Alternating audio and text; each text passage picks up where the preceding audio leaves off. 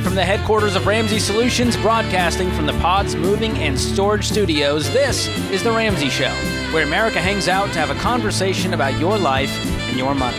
I'm Ramsey personality George Camel, joined this hour by best-selling author and host of The Ken Coleman Show. You guessed it, America. It's Ken Coleman himself.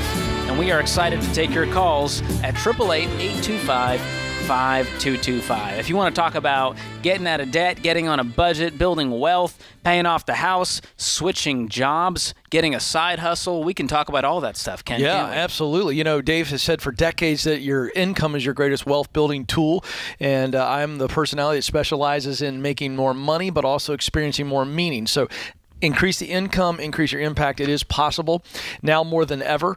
Love the alliteration there. Gosh, you're good at that. Yeah, well, you know, I'm a preacher's kid, so I speak in alliteration. I can't help myself. It's memorable. It is. So there you go. Let's do it. All right. Let's do it. AJ's kicking us off in San Diego. AJ, welcome to the show. Hey, George. Hey, Ken. Thanks for taking my call. Sure. How can we help? So I've got a career question. I want to know how to plan for the future here. I'm very, very fortunate financially, but my concern is around the culture in my company. I work for a small investment brokerage. Not many people run heavily from the top down. And if it was just on a financial basis, I would stay here forever. I like what I do. I like building relationships and sales. But like I say, it's just kind of the culture that, has me concerned from a principal standpoint. What specifically, or what are you comfortable sharing as it relates to this culture stuff that's driving you crazy, making you want to leave? It's coming from the top down. And so in this role, it's, a commission-based job with preset, percentages or commissions, if you will. And I think because we're a small group and just the dynamic of it, my managing broker will, dip his hand into the pot. And okay, I want you to be more specific. So, AJ, you're saying you don't agree with the comp structure and you feel like your boss is stealing from you? Yeah, the comp structure is very clear, but the comp structure is not followed. I can give you an example. That's what I'm looking for. A recent deal. Give me an example. Perfect. So this will happen one every 4 or 5 deals, where so we did a deal just recently that closed that, the total commission on the deal was $70,000, give or take. My comp on the deal, based on our contract, is $35,000. I end up with $20,000. So you're supposed to get 50% of any commission. Right. Yeah, but what was the reason given? Was there any reason given for why you took a $15,000 hit on a commission that is laid out clearly in your employment agreement? Yeah, the reason is the same as it always is. I'm good to you. I give you opportunity, and so I'm just not changing it.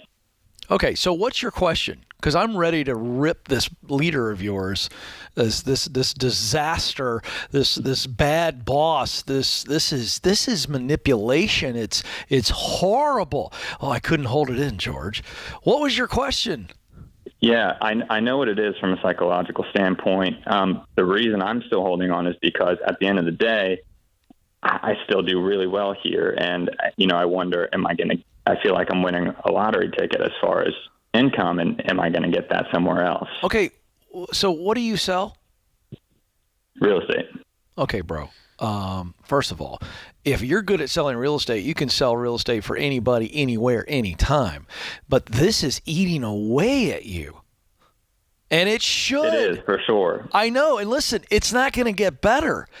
I'm going to call you out on something because I'm your friend. I think you're scared. I think you're scared to leave because I think you don't believe you can do what you're doing anywhere else. I think that's pretty apparent. And so I think you got some fear, maybe some doubt, and I think that's what's keeping you there. But let me tell you something. You either overcome this fear and doubt and leave, or you're going to become so resentful, so bitter, and something bad is going to happen, as opposed to you taking control of your life and not be treated this way. That's a great point. I know. So, AJ, I only see two options here. Either you leave or you deal with it and go, hey, I'm going to set up a meeting with another leader, bring them into it, and say, here's what's going on. I need a solution for this. Can you do that? Is there another leader that you can involve? No. It's such a small team. There's 6 of us, and I'm third on the So is that person basically the CEO? Are they running the company? Yeah. Yeah, it's manipulation. It's over. Today was the day we decided. Now, we're going to go find another broker or another firm or whatever, and you're going to relationship yourself into this. Okay? Mm-hmm. Your head's going to be high, shoulders back, and you're going to be bold because you know you can sell. So go. Right. Go where you're treated properly. You have not hit the lottery at all. In fact, the next job where you actually get paid your full commission, that might feel like you hit the lottery. But right now, you're being manipulated. It's true. I mean, the one caveat being is No a lot of caveats. business comes in and he does, hand it out, right? It doesn't matter. It doesn't matter. You feel like a victim right now. You're like a dog that's been hit its whole life. And every time he hits you, every time you hit that dog, it's like the dog going, well, he does feed me consistently. Brings a lot of food home. Who cares, man? Every time that he takes from your commission that is rightfully yours based on the agreement that he made or she made with you, it is absolutely manipulating you, and it is destructive. And you have bought the narrative. You've bought the lie. Because you don't think you can go nowhere. Listen, this is done. This is done. There's no more caveats. Mm-hmm. And so from a career perspective, I almost feel like I like the business. I want to go off someday and do it myself. I want to be, the managing broker of my own business. So do I stick out until I feel ready to do that? I feel like it's early to start. You'll never be ready, my man. You just got to start. Would you tell someone to stay in a place where they're just being abused? No, don't stay. Stay in the business, but go work for somebody else. And then when we make this next move, here's what I want you focusing on. What do I need to learn that I don't know now that will set me up and put me in a place to where I could work for myself? And we're going to go get that experience, go get that knowledge. Do you understand? Yeah, that's awesome. That's what I've been thinking about. Do it. Stop thinking. Awesome. Thanks, guys. All right. You got it, man. Man, that lack of integrity, we're not moving past that. It's time to go. It's not going to change. This guy is who he says he is. 100%. And bold about it. Hey, I bring a lot to you. I take care of you. I'm going to not give you your full commission this time. Yikes. Oh, by the way, kiss the ring.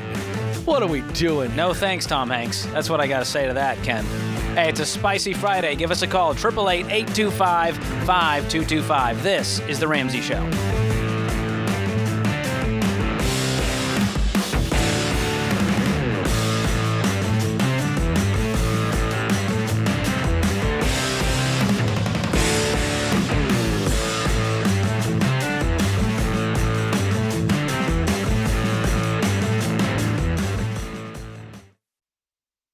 I say it all the time. If you're a business owner and you don't know your numbers, you don't know your business.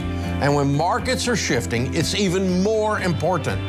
You've got to know where you stand so you make your next move the right move. And you don't have to be in the dark here. Over 31,000 businesses, including my team at Ramsey, know their numbers because they use NetSuite by Oracle, the #1 cloud financial system. NetSuite gives you visibility and control of your financials, planning, budgeting, and inventory so you can manage risk, get reliable forecasts, and improve margins. Having everything in one place has saved my team hours each week since we made the switch to NetSuite. NetSuite is a game changer. So head on over to netsuite.com/Ramsey to get a product tour today. That's netsuite.com/Ramsey.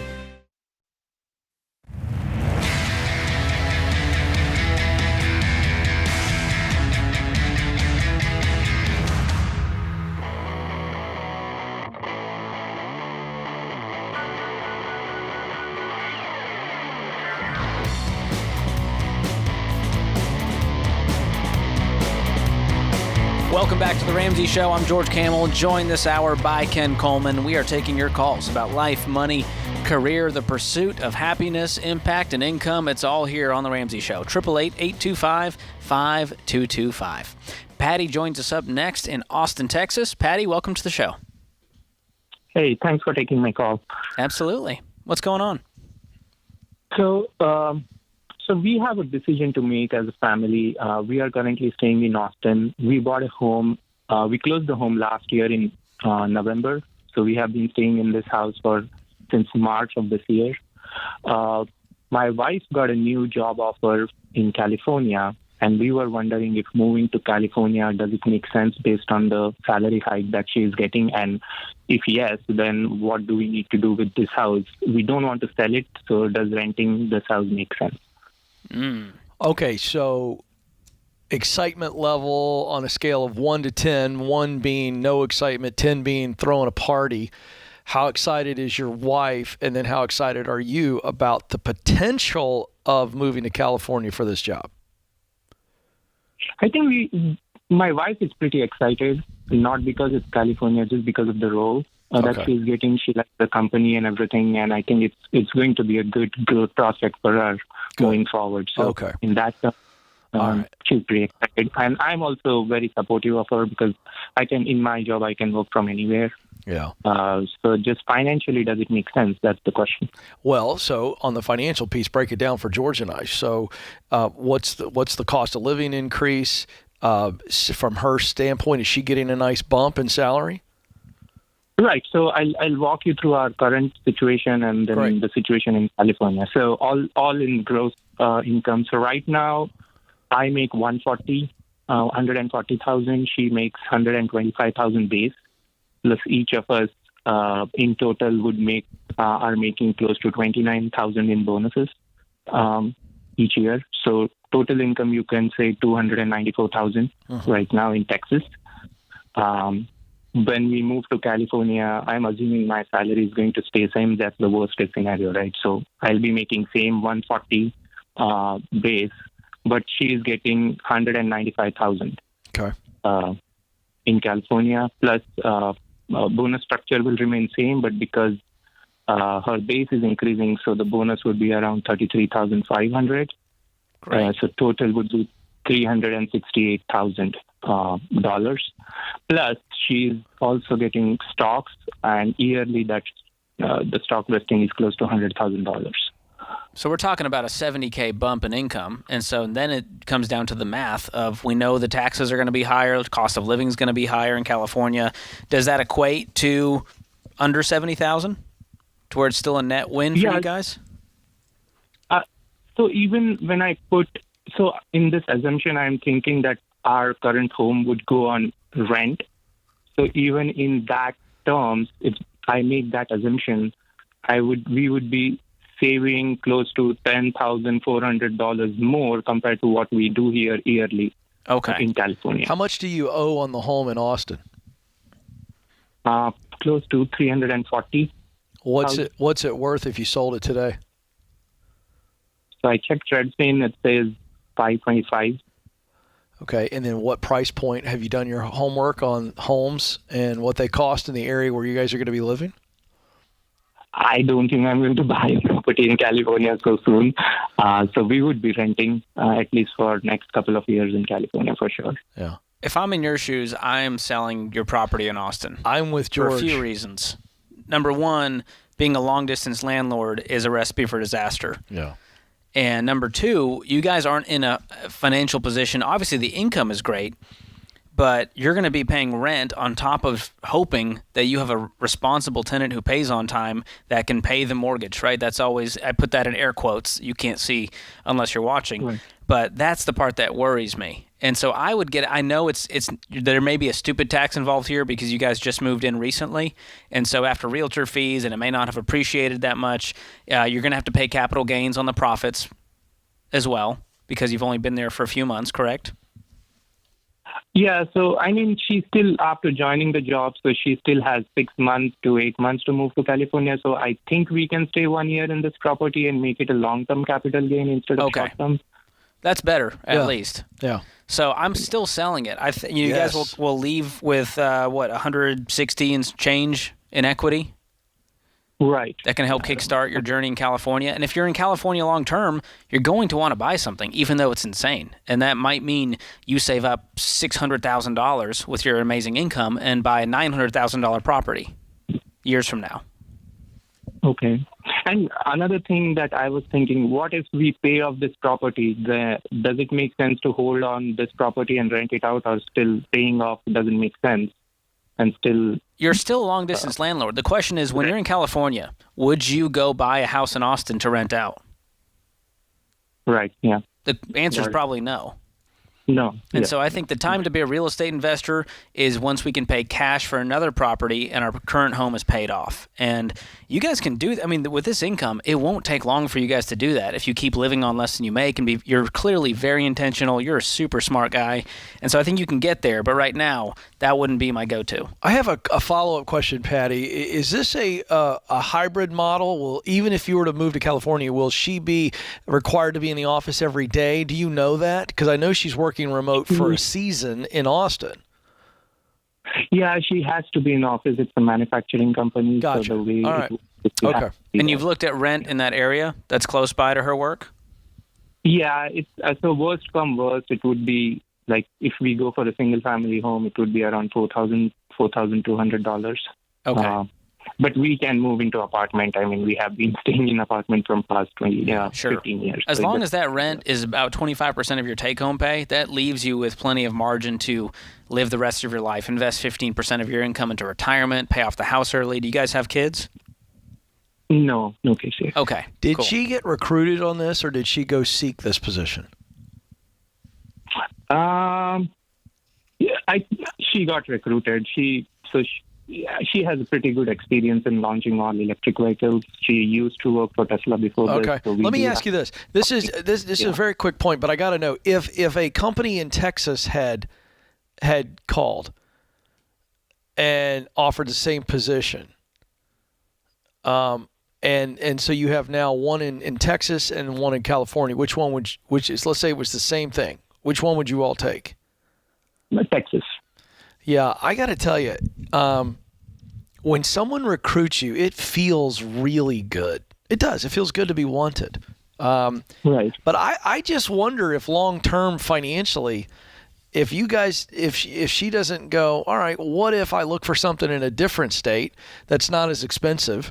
What if I look for something in the Texas area and I can further my career in Texas? You don't have to take every good offer, because I just want to throw it out there. I'm not in any way trying to talk you out of going to California at all. I'm not anti-California, but I'm being very realistic on the financial implications of moving to California to do something that she can do in another state. So if it were me, I would be sitting down going, okay, if we want to move up, can we move up in other places? Do we have to take this opportunity, which is a good opportunity? I don't know that this is a great opportunity. You may think it is, and if you think it is, then do it. But I at least wanted to put that out there. Are they paying any relocation costs or paying for any visits? Yeah, they're covering everything. They're covering everything and plus giving us $10,000 more for miscellaneous stuff. So yeah, that's good. I'd go visit for sure and check out the area, figure out what the different neighborhoods are, where you want to rent, and that'll make you feel a little more peace about the move in case you do it. Yeah. But I think to Ken's point, it doesn't have to happen. And so think about the future and what you guys want to do long term as well. I just have so many friends that are moving here in our state where we have no state income tax, and the amount of money they are making by simply moving out of a high tax state, it's realistic. Even taking a pay cut sometimes. Or to your point, George, how much money and how long it takes to save up money to just save up money to buy a house in a state like that where real estate is so high. You got to think about the big picture. Well, they have a great shovel at least, and that helps with this whole situation. Yeah, absolutely. Way to go. This is The Ramsey Show.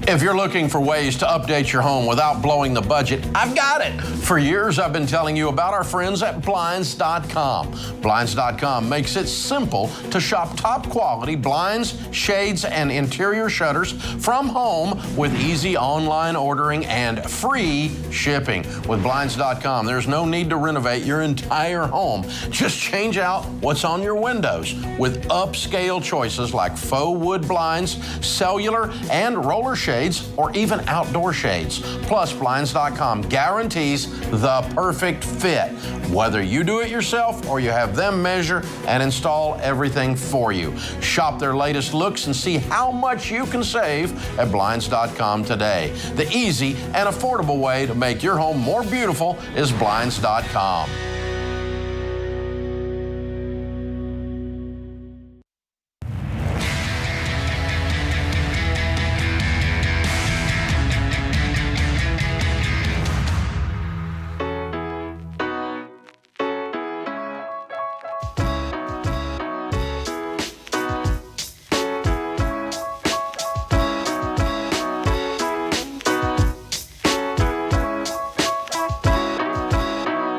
I feel like right now is the time of year when it's make or break when it comes to our goals. We had a reset when school started again, and now we're heading into a holiday season, and let's be real, it's hard to stay motivated once that spending frenzy starts.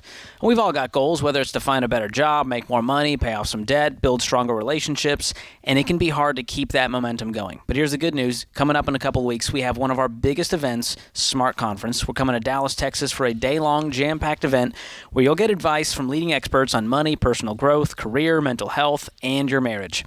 You're going to leave with all the knowledge and motivation you need to reach your goals and live the life that you want. So join me and the rest of the gang. All the Ramsey personalities will be there. Dave Ramsey, Dr. John Deloney, Ken Coleman, Christina Ellis, Rachel Cruz. It's going to be a good time. It's a special event. And by the way, it's more than just speaking. We've got some fun things planned. Very entertaining. Almost too much entertainment. Yeah, we got to charge more. You and Rachel are doing a little, is it like a version of your new podcast? We're doing a live interactive podcast. Does that mean that you'll have the beverages, the adult beverage on the stage? It might be a mocktail. We don't know yet. You know, it's early in the day, Ken. We can't go too hard. I have a recommendation for you or Rachel. What's that? My wife recently had a nice beverage with some elderberry in it. Oh. Yes, like a vodka base. Good for the immune system. Yeah, a little elderberry dropped right in there, and boy, she thought it was really refreshing. I know you're not taking suggestions, but I thought I'd give you a suggestion. That's a good wintertime drink, Ken. Thank you for that. So October 22nd, we're all going to be there. It's a day long, and it's like drinking from the fire hose, Ken. I mean, it is. You're going to leave exhausted, but also so motivated. It's a lot of energy. Whenever you put 6,000 people in a room that are there for at least a common goal of getting better, and there's just a lot of juice in the room, you know?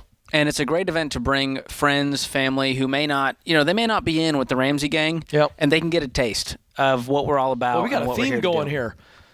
The elderberry juice taste. This is good. I mean, this is... Gosh, Ken, you're too good. I know, it's happening. So go to RamseySolutions.com/events. Get your tickets today. Join us. You don't have much time, and it's going to be a great time. I guarantee that. We'd love to see you there. Dallas, we're coming near you soon. Coming to you soon, not near you. Actually, That's right. Coming to you soon. We'll be in the heart of Dallas. Yeah, there you go. All right. Yeah. Back to the phones we go. 888-825-5225. Ethan joins us up next in Madison, Wisconsin. Ethan, welcome to the show. Hi, thanks. How's it going? Doing great. How are you? What's going on? Good. So I graduated in May of 2021 last year, and over that course of time, I paid off $20,000 in student loans. I just took the first job I could get out of school and hustled and grinded and did that. And then I'd come to find out the student loan forgiveness thing is happening, and I found that I'm eligible to apply to, get my money back, so to speak. I'd have to go back into debt with my loan provider and then have my debt forgiven that way. How should I go about that? Should I do that, go back into debt in order to be forgiven? Is that wise? Okay. All right. I got to jump in, George. Sure. Quick. Because I read entirely too much news every day. There are now multiple lawsuits that have been filed by multiple states against President Biden's executive action. It's not me making this up. This is happening. The reason is because you have a lot of privately held student loans. And so when he made that executive action to say we're going to pay off, we're going to forgive $10,000, it's affecting. And again, I'm not defending it. I'm just saying it's real money that's hurting private companies that hold loans and people sign up for, and then the states are motivated to protect those companies because those companies are tax-paying companies in their states. So I don't know if you're paying attention to the news, Ethan, but that has happened. And so you have two things going on. So the lawsuits have been filed. So the $10,000 forgiveness is not happening until those lawsuits are all dealt with, number one. Number two, they're not actively moving towards those refunds right now anyway. So I just want to put that out there, George, because people feel like this is a done deal. I'm going to go ahead and move forward with this. And but then it's the basis of his question. So I don't think it's going to happen. Yeah, and for those listening that aren't clear on how this is working, because Ethan's gone, well, they're going to put me back into debt, but it's forgiveness. So what we've been seeing is the student loan companies are saying, all right, we're going to drop 10 grand back into your bank account, but we are also reinstating your debt balance to $10,000. And now the hope is down the line at some point, the government comes and wipes that $10,000 balance. It makes my head hurt. Only the government can come up with something that stupid. It's pretty convoluted. But that's how it's working, right? Ethan, am I right on that? Yeah. That's what you described. Sounds right to me. So no, don't do it. So here's what some people are doing. I'm not going to advocate for or against this, but what they're doing is saying, hey, I'm going to take that $10,000 in the bank and make sure not to spend it, which that takes a level of discipline alone for people who had already gone into debt thinking that this was a good idea. And then they're saying, oh, I'm going to hang on to the $10,000 in case they don't forgive it, and I'll still have the money to pay it off, Ken. Oh, sure. That sounds wonderful. So, Ethan, that's kind of what you're describing as if you go through with this, that's what the hope is that you hang on to the $10,000, and once it's forgiven, you go, all right, cool, this money is free and clear now. Gotcha. So there's risk involved, is what we're saying. And unnecessary risk, so don't do it. Pay your student loans off. The government is not going to do it for you. And you're completely debt-free now? Yeah, that's correct. Oh, so I'm debt-free now. Oh, great. So, but he's saying I can get the refund. I see. Forgiveness. Yeah. Yeah. What baby step are you on now? I was in 4, 5, and 6, but I just replaced the transmission in my car, so I'm back on 3. Restocking that emergency fund. Good man. Nice. Yep. Well, you know what's clear to me is that the secret sauce to winning with money is Ethan, and not a third party, not a government, not a forgiveness program. And so I'm sticking with the Ethan program for now. And if you so choose to do it, I'm not mad at you. I'm happy for you for it to, propel your financial journey, but there's a lot of risk and a lot of unknowns right now. Yeah. Certainly just wait. Wait until the dust settles in the form of all these lawsuits. Yeah, appreciate the call. It's a good conversation. Where's my little thing of Tums? We're just riling up Ken again. He's getting heartburn. When I hear about the government and this thing, it gets me right here. We got the tropical Tums out back. We'll get them for you, Ken, at the break. All right. Blinds.com, question of the day coming up here. Their 100% satisfaction guarantee means even if you mismeasure or you pick the wrong color, they will remake your blinds for free. You get free samples, free shipping, and with the new promos they run every month, you'll save even more. Use the promo code Ramsey to get the best deal. Today's question comes from Brittany in Illinois. I work full-time at a large church, and I love, she put in all caps, my job, but make $45,000 a year. I'm a single mom, homeowner, and drive a modest car. Even though I don't live extravagantly, I'm still living paycheck to paycheck. Almost all my income is going to tithe, my mortgage, bills, and income property taxes. I used to make $50 to $100 an hour as a digital marketing copywriter, but stopped doing that when offered my current job in ministry. With income as our biggest wealth-building tool, but also living a Christ-centered life, would you recommend someone quitting a job in ministry to pursue a higher-paying job? My biggest motivation to becoming financially free is so that I can continue working in ministry without the stress of making ends meet. Do I find a higher paying job for a few years to get to baby step 4 and then come back to ministry? That's probably the direction. But I want to go back to some things that, you can desire to be in ministry, but if you cannot, and ministry is just like any other job, in that there's a pay range, a scale, right, for the type of job you do in ministry, just like in industry. And even though you desire to work in ministry, if you're not qualified and you are unable to make the amount of money that you need to make, then what we need to do is go, okay, what does ministry look like in another form? In other words, you can volunteer, you can work part-time in ministry, but we've got to be able to sustain ourselves and accomplish the financial goals. And I think if you can make $50 to $100 an hour as a digital marketing copywriter, but you stopped, I'd get back into that field to get the highest paying day job possible. Now, for the whole purpose of getting to baby step 4, right, and getting your financial life stable to where you can then go, all right, I could take a bit of a pay cut. But why not maybe go back to a full-time day job, do some volunteer or part-time ministry work? It's still valuable. It is still feeding that passion you have to minister to others, but it doesn't have to be a full-time job. That's okay too. Yeah, if you love your job, but your finances are so tight that you're so stressed, then you're not going to have a great life. And there's more to it than that. So I want you to go back to that marketing role. Maybe it's in a consulting part-time position, but it sounds like, man, you can propel your financial journey by jumping back into that full-time right now. So it's a good call, Ken. Thanks for the question. This is The Ramsey Show.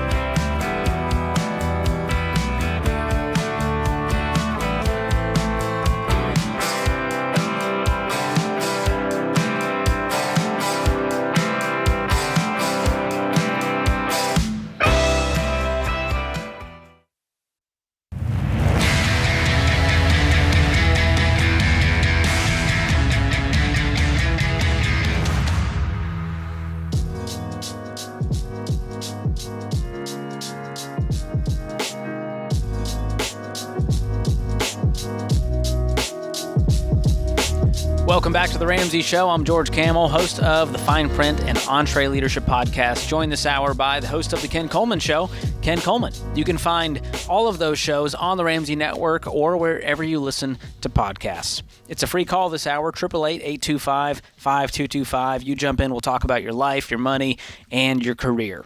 David joins us up next in Virginia. David, welcome to the show. Thank you. How's it going? Good, man. How about you? Good, good. How can we help today? Yeah, mine's more of just a choice question because I'm not sure, but I'll give you a little background. My wife and I are both around 60. Health is so-so. That's one of our concerns is always health care, of course. We own a small business franchise. At this point in our lives, we're debating whether to sell the franchise and go into another franchise that maybe isn't so labor-intensive, or just go back to corporate where we can get some decent health care and ride it out that way so we can just take care of ourselves. Tell us a little bit about the business itself. What kind of business is it, and what kind of money is it throwing off? Commercial cleaning. Been doing it 15 years. The revenues are about 1.7, so it's stable. Been around for a while. What are you paying yourself off the 1.7? I'm thinking 60. My wife's taking 40. Wow. Where's the rest going? Most of it's being tucked away because we're debt free. We have a house that's paid for, kid that's grown and gone, no college debt there. Fantastic. So you don't have a lot of overhead. No. Is it just the two of you? Just the two of you doing the cleaning? No. We have a staff of about 30. Oh, okay. Well, that's where a lot of that revenue is going to, is payroll. So when you say labor intensive, you don't mean manual labor on your end. You're just saying the headache that it brings. Yeah, my I couldn't do it if I wanted to at my age. But how much have you got saved for retirement? Currently in our portfolio, about 1.2. And what could you get for the business if you sold it? We're getting it valuated right now, but we're guessing 600,000 probably. 600,000? 600,000 on 1.7 in gross revenue? That doesn't make sense. It doesn't make sense to me. I've never heard it that way. You do mean 1.7 million in gross revenue per year. Correct. $1 million of that goes to payroll. That just seems awfully low. I thought you were saying 6 million, which sounded a lot closer. That would have been easier. Where'd you come up with that number? Based on other franchises that are similar that have been sold. Okay. Well, I got to tell you, I'd sell it. I'd get out of that business. There's just really no long-term benefit for it. The fact that you're in your 60s, you got health issues. The good news is you've got great, pretty good retirement set up, and you can continue to do so. But yeah, I would cash out. But I would not at this age go into another franchise. That's just me. I'm going to go low risk, no risk is what we're saying. I'm going to go no risk. And you guys have a lot to offer. I feel like your heart has left this business, and so I think it's time for your body to do the same. So I would cash out, and that will set you guys up nicely with your nest egg. And if you want to go corporate to get some health care, that's not a bad idea, but I don't want you to do it just for the health care. Do you guys have long-term care in place? We don't right now, no. And for me, it's more of, I still want to work, of course. I still want to bring some income in because we're not ready to fully retire yet. Great. But at the same time, I want to punch a clock and call it a day and spend time with my wife and go visit my daughter. Then do that. That's honorable. Do it. Because we were, the decisions between being self-employed as we are and continuing that route and having all those headaches that come with it, or just working with somebody, has been something my wife and I have toyed with a lot. Yeah, I just feel like we're hearing a guy who doesn't want any more headaches. You just want to work for somebody, go do a good job, and leave work at work and go live your life. You just said as much. Yeah, I think you're right. Well, I mean, you're the one that's saying it. It's not my opinion. This is what I heard. And I think in some way you're calling us for permission, and I'm trying to grant you permission to do what it is we hear you say that you want to do. It's just so hard to look at it and say, you've been working for yourself, basically, and there's a lot of perks that come with that, as opposed to, reporting to someone. That's right. I also want to make sure we're set up to be able to retire one day and, just actually do that at a decent age. Well, I think you are. George, wouldn't you agree? You're the money guy. I think he's set up now. You're only going to add to it if you sell the company. But let me just put it to you this way. Working for yourself in this current company, do the perks outweigh the headaches? Yes or no? Financially. That's the only side of it right now. The rest of it, no. So I'm going to ask it again. You just gave me a caveat. Do the perks, all of them, do the perks outweigh the headaches? No. No. You tried to be a politician on me on a Sunday morning show. The difference between me and those Sunday morning hosts is I'm going to hold you to it. Ken's not fooling around. Not messing around. Midterms are coming up, David, listen, you've done a good job, man. I think what you want to do is the right thing to do, don't you, George? Yeah, I think to give you guys some peace and clarity, I would connect with a SmartVestor Pro and run the numbers, because right now you're kind of hoping and wishing, not really sure what the number is that you guys could actually retire with. And I'm over here crunching some numbers for you. If you took that $600,000 and you just plopped it in a taxable brokerage account, within 7 years, that'll be over $1 million on top of your 1.2. And so you guys have to look at your lifestyle and how much income would we need to withdraw from our nest egg every year to have a great retirement, do all the things you're talking about. David. And that'll give you some great clarity, but you're in a great spot. How do you feel about what George just threw at you? It definitely puts a spark in it, without a doubt. There we go. George, you and that calculator. Man. I love a good calcalculator. You just inspired David. You just inspired him. Sometimes it just takes a little math. That's all it is. But once you have that, David, you've worked so hard and you've lived on less than you make. You're debt free. You've been doing this stuff, and you got to remember what the reason is. Yeah. It's not just to punch the clock. And David, the numbers that George gave you, that doesn't even count you working 5 or 6 more years. That's if you just put $600,000 in and never touched it and just put it in some good funds. And you never clean another corporate office the rest of your life. I wanted to throw that in there. How does that feel, David? That works for me. See, we got David in a good mood, Ken. Boy, we did. He's chuckling. I love it. I like a good chuckle. I'm here for it. Yeah. All right, let's take another one. Megan joins us in Kansas City. Megan, welcome to the show. Hi, thank you. My question is, my husband and I are on baby steps 4, 5, 6. And my question is, outside of the 529, where could we save for our children's future? Do you feel like it's not enough in the 529? No,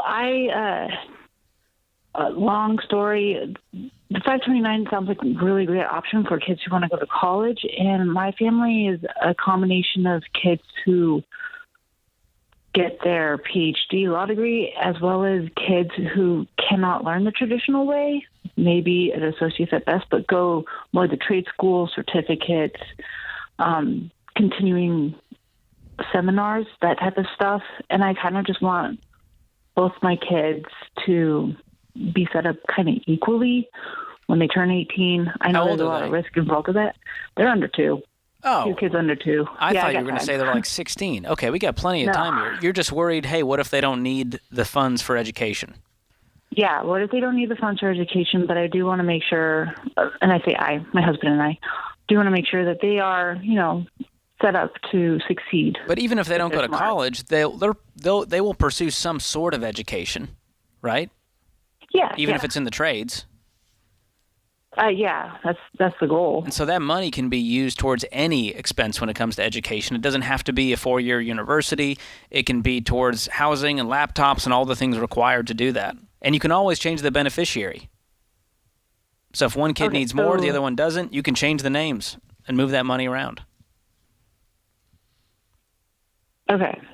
So you're still just saying stick with the 529, even if you want to make sure that they're set up and they just go straight into work. Yes, because if they go straight into work, they don't need $100,000 sitting there because they're going to have earned income with no expense at that point. So there's not really anything to save for. I mean, you can do custodial IRAs and what's called an UTMA, Uniform Transfer to Minors Act. There's all kinds of things like that, but I wouldn't worry about that at this point. Okay. Yeah, you're doing great, though. At 2 years old, you're already thinking about this. Most parents, it's just, oh, my gosh, they're 18. I guess we need to, we're broke. Take out student loans. We'll co-sign. And so the fact you're thinking about this tells me they're going to be okay. And the future of education is probably only getting more expensive, Ken. So I'd rather at least plan for something and decide later. Thanks for the call. That puts this hour of The Ramsey Show in the books. My thanks to all the folks in the booth, Jenna, Ben, James, Zach, Andrew, the whole gang. And you, Ken Coleman. Thank you. Appreciate it. We'll be back with you before you know it. Do you love a good Dave Rant? Want to see the latest Ramsey Show videos going viral? Check out your favorite moments from The Ramsey Show on YouTube. Go watch and subscribe to The Ramsey Show channel on YouTube.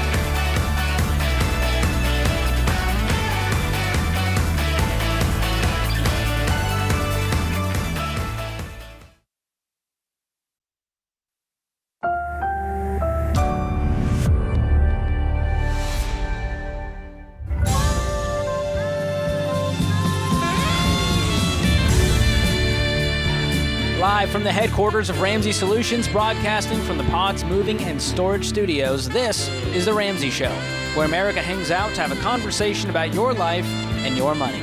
I'm Ramsey personality George Camel, joined by my colleague, Mr. Ken Coleman, this hour, and we are here for you to take your calls, to give you that next step, to maybe help you have a breakthrough in something you're going through, whether that's with your money or your career. So call us at 888-825-5225. Griffin is kicking us off in Charleston, South Carolina. Griffin, welcome to the show. Hey, guys. Thanks so much for having me. My dad and I are huge fans, so really appreciate your time. Thank you. How can we help? Wanted some guidance here on what to tackle in terms of my loans or just to keep stacking money in my savings account. Currently have 3 main loans between my townhome, student loans, as well as my car. And to break down the numbers for you, the townhome was just recently purchased, $410,000, put down 10%, and the current loan is for $368,535. That's on a 7-year ARM at 4.75%. I just paid my first mortgage on the 1st of October, and that was $2,365. Which I own the property myself. However, I do split that payment with my girlfriend that lives with me. Okay. And then we've got my student. Then we got my student loans. Those, to be perfectly honest with you, I have not paid in a while. But there's about 6 different loans between 3.76% and 4.6%, and the standing balance on that is $26,654. And then there's the car, which is a 3.69% loan. And that total is $9,455, and I'm paying that every month, obviously, which is a $341 payment. Okay. What's your question? My question is, I've got income of about $175,000 a year, 26, and I've been fortunate enough to be put into this position. Do I continue to do the minimum payments on these loans, or should I pay my car off all in 1 month, which basically on my last commission check that I just earned, I can do that, plus save some. I'm trying to get some guidance here on what next steps to take to get to the point of financial freedom really as quick as possible. I love it. Well, one way to get to financial freedom as quickly as possible is to stop going into debt. So are we on the same page that there's no more debt in the picture? No more debt in the picture. I don't have a credit card. Okay, great. But all the other things are debt. The car loan, the student loan, the townhome. So here's one thing. You mentioned a lot of interest rates, which tells me you love math. You love Dig crunching into the the numbers and justifying every purchase, right? Yes, sir. So one thing we're going to do, it's really hard for people like you who are sharp, is to ignore the interest rates. Okay. Now, if we ignore the interest rates and we start listing these balances from smallest to largest, that tells me the car loan is gone this month. Then we're attacking the student loans. Those are going to be gone in a few more months. Right. And then we're going to build an emergency fund of 3 to 6 months of expenses. And then the house, that'll come later. We're not going to worry about that as part of our consumer debt. I should have mentioned I have $56,000 in savings. Well, that helps. We're debt-free today, my man. What are you waiting for? I should have mentioned that. And $1,000 in my checking. So why are you hanging on to the 56 and not just paying off the debt as it's accruing interest? Because that's a great question. I think a large part of it is because I wanted to save for a townhome. I didn't know how much exactly I needed until I made the purchase, which was just done in the last 3 or 4 months. So that money is really residual from the money I was saving up for a down payment. So you decided, I'm just going to put 10% down and leave the rest in the bank. The difference between the 10 to 15% and the offer that was provided, it was really not. It didn't make enough sense for me to do the additional 5%. So I just put 10 down. That's correct. And so this is, like I just said, just paid my first mortgage payment. So kind of in month one of owning this property and living in it and trying to decide what to do with my money. Yeah, he's spinning plates, George. He's got financial plates all over the place. You're doing 17 things at once. Yeah. Number one, it does worry me that the girlfriend is paying into this and she doesn't own any part of it. And if this doesn't work out, she's going to feel like she got screwed, right? I can't speak for anybody here, but what I do know is if that did come to the situation, my salary alone would pay, and then my commission on top, right, would be I would be able to pay these other bills, right? So that is, I am in that position. I'll tell you what I would do, what Dave Ramsey would do if he was sitting here, and that is to be completely debt-free by the end of the day and use the rest of the money as an emergency fund. And we're going to then start investing 15% of our income into retirement. Any money beyond that is going to get thrown at the mortgage. And I would probably look at refinancing when it makes sense over to a 15-year fixed rate, because those adjustable rate mortgages are the worst. Okay. Very dangerous type of loan. I really appreciate that guidance. So you're in a great spot. We just have to start doing things with focused intensity one at a time. But the good news is you can do this all tomorrow if you decide to. Okay. So, in terms of, that's exactly what I wanted to hear was I feel like I'm putting a lot of attention towards a few different things rather than focusing and honing in as, a gazelle intensity, as Dave would say, towards one of these. Yeah. Exactly. I mean, you know this stuff. I'm just curious, how come you haven't done it? It seems like you've been listening for a while. I think a lot of it is I am financially conservative, and I like seeing the bank account grow. There's that level of pride, but then the other half of it is I am 26, and I am taking these steps a little quicker than maybe some people would, but there's no excuse for that. I'm ready to tackle this and start making moves tomorrow. So, well, your greatest wealth building tool is your income. You make an amazing income at 26 of $175,000, and I just want to see it work for you instead of it disappear into the abyss. And you're going, I don't feel like I'm making great progress. I'm listening in here. I'm listening intently. Coach Ken, jump in. I'm going to. I think you have been tinkering because you like finances. I think you like strategies, and that's going to make you susceptible and to temptations to tinker. And so here's my Coach Ken phrase: stop tinkering and start focusing. Focus on the baby steps, the way George laid them out. You've been listening to the show. Just focus on the baby steps. Stop tinkering around. You know what I mean? Just stop. Sir. You're going to get further. You're going to get further with focus, right? And and now you can always be curious and see what options are for you long term, but that's after you get yourself in a financially stable situation. You got it? Yes, sir. Absolutely. Have you read The Total Money Makeover, Griffin? I haven't, but I'm going to. Well, can I send it to you, or do you already have a copy? I don't have a copy, but now you do. Boom.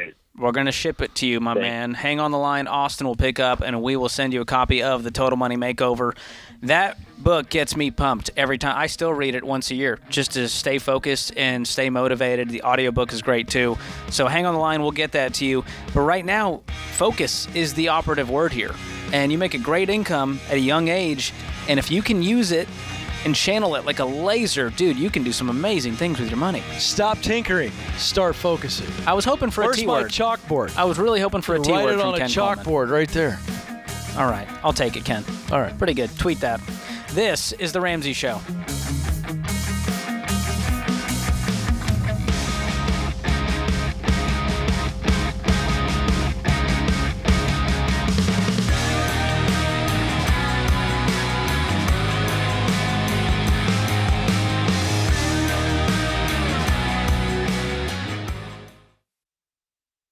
Look, I love real estate, and I want you to have a house, but I don't want a house to have you. That's why you need to get in touch with Churchill Mortgage to make sure you do this right. These guys are awesome. They'll help you get on a smarter mortgage plan because they're committed to doing what's right for you. That means they check in every year with free consultations to help you stay on the right plan. They show you how to save money and interest so you can build wealth faster. They walk you through the total cost of your loan so you can make the best choice. Basically, they care. That's why we call them Ramsey Trusted. You can achieve debt-free home ownership, and Churchill is here to help. Go to their site, churchillmortgage.com/Ramsey, to start your approval or get more information.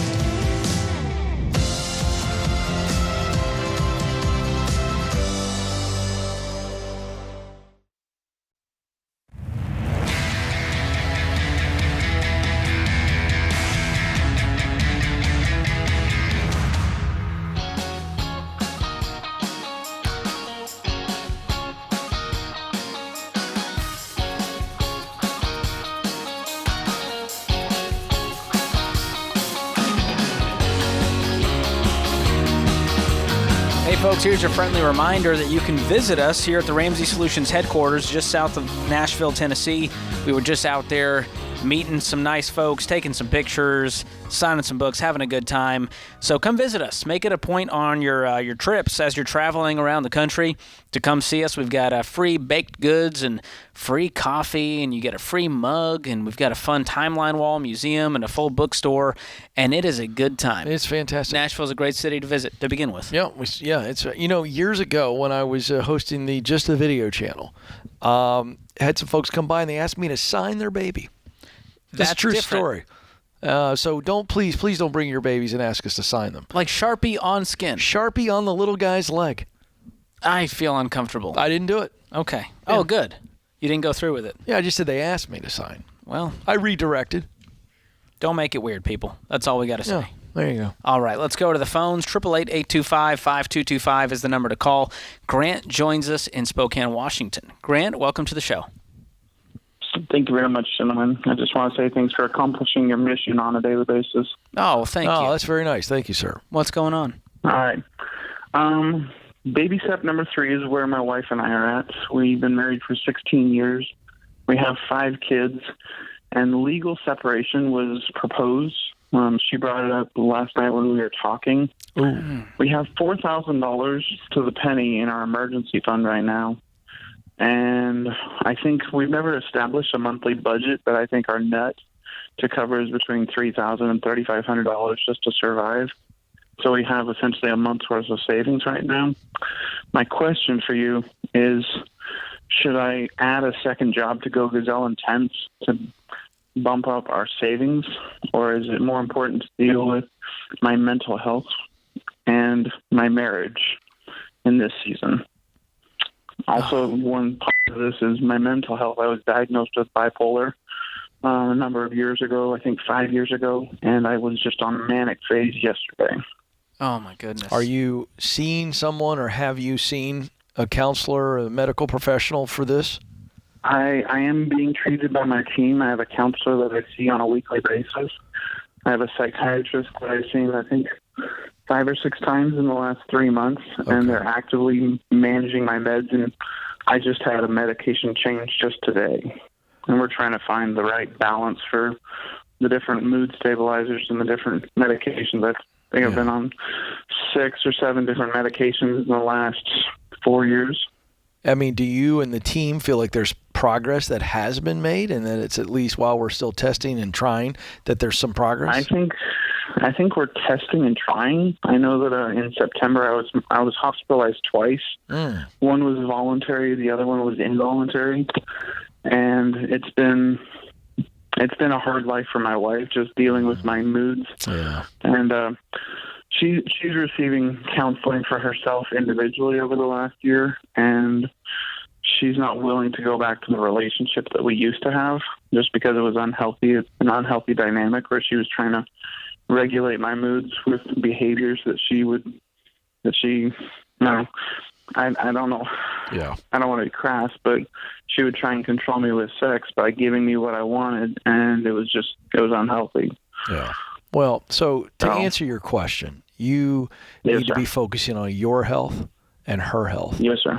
And want to see you get, that emergency fund where it needs to be, but we've got bigger issues at play right now. Yeah. I mean, a situation like this, if it's heading towards divorce, it turns a marriage into a business transaction. And so the goal at that point is to obviously protect the kids.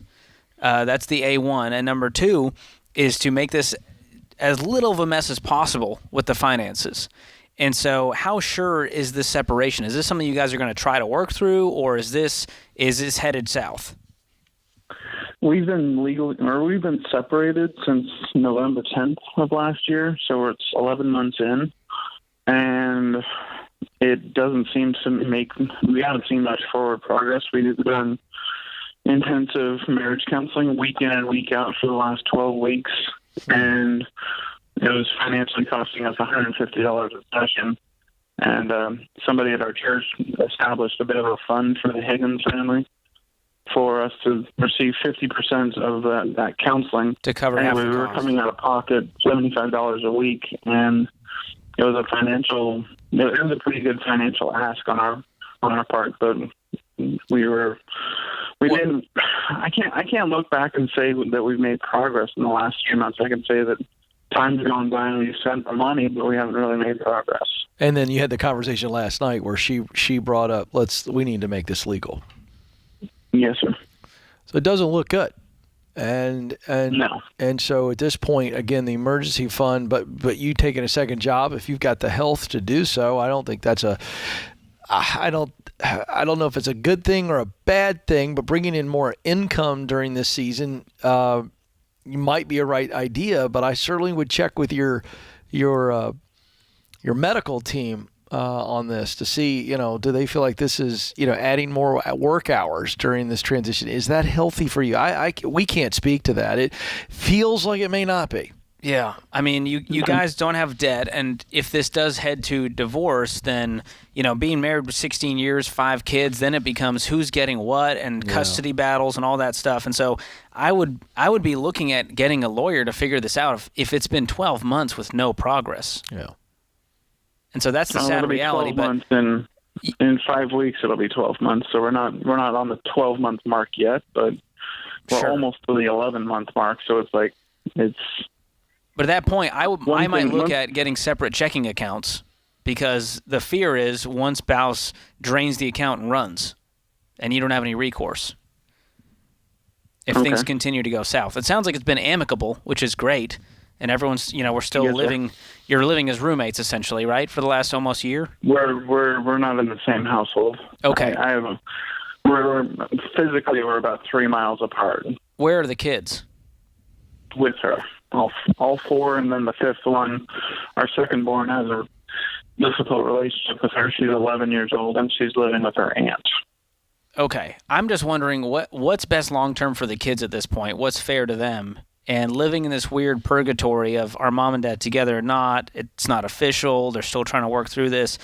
I'm just more worried about the kids than anything at this point. And so I would try to actually have some level of closure to whatever this is. It sounds like we need to just call it if you've been living apart for this long. I don't want to give up on it, though. Well, I'm with you, brother. I would. So back to the main point of your question. I mean, if you've got to work, and if you can do it, and you've got to work to help pay for the counseling, I'd fight for the marriage. I'd fight for. I will tell you this just candidly.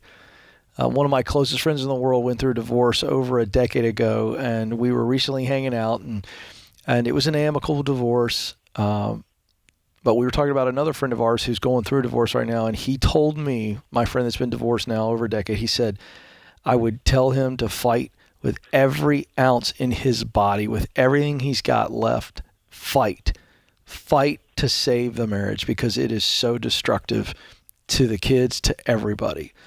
So I'm with you, man. I'd summon every ounce of strength I've got, and I would put some of that strength into you doing everything you can to get healthy, because a healthy you is the best chance we have of having a healthy marriage. But I'd fight. I think I hear what you're saying, and I want to fight. And one thing that specifically that she said in the last week is that she wants me to find a program, to follow through on the program, and not to short circuit the program.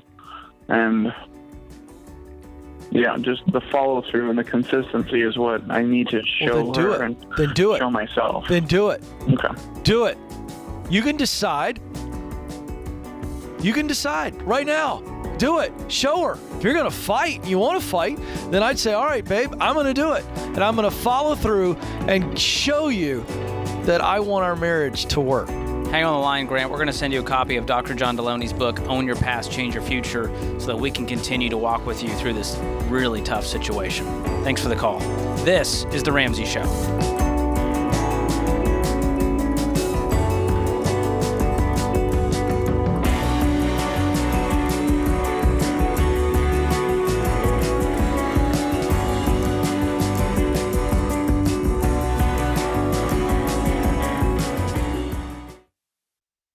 We were drawn to Christian Healthcare Ministries because we both had young families and we wanted to have more children. And we had also just started a real estate company and needed to find healthcare coverage that would meet our needs.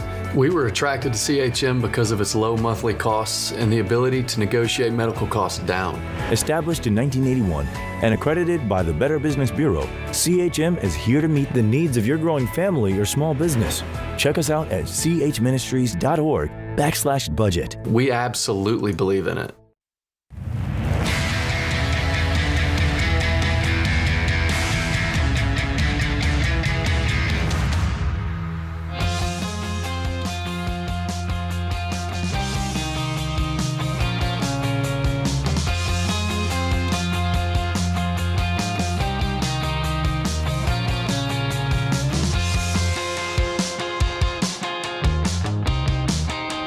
Welcome back to The Ramsey Show. I'm George Camel, joined this hour by my friend Ken Coleman. And Ken, you were just on your own show right before this one, the Ken Coleman Show, helping folks find those careers that they love. And a lot of people don't believe it's possible. They're not sure how to get there. It's all very squishy. And you walk them through a very clear process in those calls.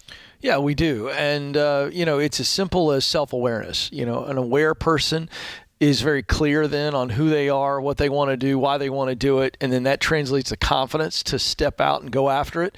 And then it gives you ultimately courage to stay on the path. We've got a great tool that we developed based on that methodology. And the methodology is simple. If you use what you do best, talent, to do work that you really love, that's passion, to produce results that you care deeply about, that's a sense of mission. When you use talent to perform passion, to produce your mission, you're on purpose. And we've got a great assessment. Tens of thousands of people have downloaded. It's called the Get Clear Assessment. I've got a printout right here. This is what you can actually print out. You have the digital version as well. I'm looking at mine right now. But you get a very nice detailed report on what you do best, what work really fires you up, and then what results drive you. In other words, motivate you. It's called the Get Clear Assessment. And it's normally $30. It's a 20-minute assessment, and you get a detailed report plus a very clear purpose statement that's filled in with those top 3 talents, top 3 passions, and that primary motivational driver that we call mission. And it's now $10 at RamseySolutions.com. There's no assessment like it. There's other assessments that measure talent, but nothing that measures what you love and then what motivates you. And so you've got to understand talent is a tool, but it is passion, which is love, and then mission, which is what motivates me. That's the heart. So 20-minute assessment, it's a great gift. It is great for a variety of people who feel stuck, people who feel like they've got no clue what they want to do, people who have a really good idea and they want to get some clarity and confidence that is, in fact, the mountain they want to climb. So the Get Clear assessment, it's only $10 in the month of October right now at RamseySolutions.com. That's a killer deal. I've taken it myself, and I'm looking at it right now, and it was spot on. It was like you were reading my mail, Ken. See, there it is. It says, you were created to use your talents of imagination, communication, and discernment to perform your passions of promoting, leading, and creating to accomplish your mission of creation by producing new things and ideas. I couldn't have said it better myself. So that becomes a high-level job description, and so you want to be able to spend 75% of your day living that purpose statement out. And you are, my friend. I love to create. It's a lot of fun. And it gives you possible industries based on your results. And look at this. It's got education and motivational speaking and writing. It's got everything I'm doing, Ken. So I feel like I'm in my sweet spot. Well, you just confirmed it. You are. And not only you're in your sweet spot, you look fantastic in your little bomber jacket. It's a little bomber. Well, it is. You're a little guy. To be fair, it is an extra small. You wouldn't want to wear a big bomber jacket. That's true. Yeah. Well, before Ken digs me any further, I'm going to mention that you can go get that Get Clear assessment for just $10 at RamseySolutions.com. Hurry up. It won't last long. So thank you, Ken. Well, actually, it'll last forever. You know why? It's a digital. We never run out. That's true. Well, unless the internet dies. And by the way, you don't have to pay shipping or handling. You know why? It's digital. It's digital. Thank you for my mom listening. She'll be like, "Oh, that's helpful, Ken. Thank you. Well, that's great. That's my demographic. She's always listening."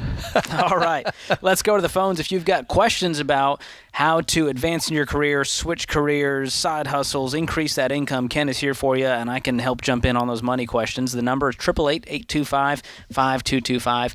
Andrew is jumping in next in Cincinnati, Ohio. Andrew, welcome to the show.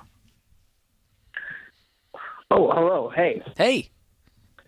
How you doing? Oh, this is awesome. Can you hear me okay? Yeah. Loud and clear, awesome. Andrew. You're live on the Ramsey Show. How can we help? Oh, dude, sweet. Anyway, so this is kind of a student loan question. There's layers to this, so if you ask me questions, if you feel like I need to clarify on something. Great.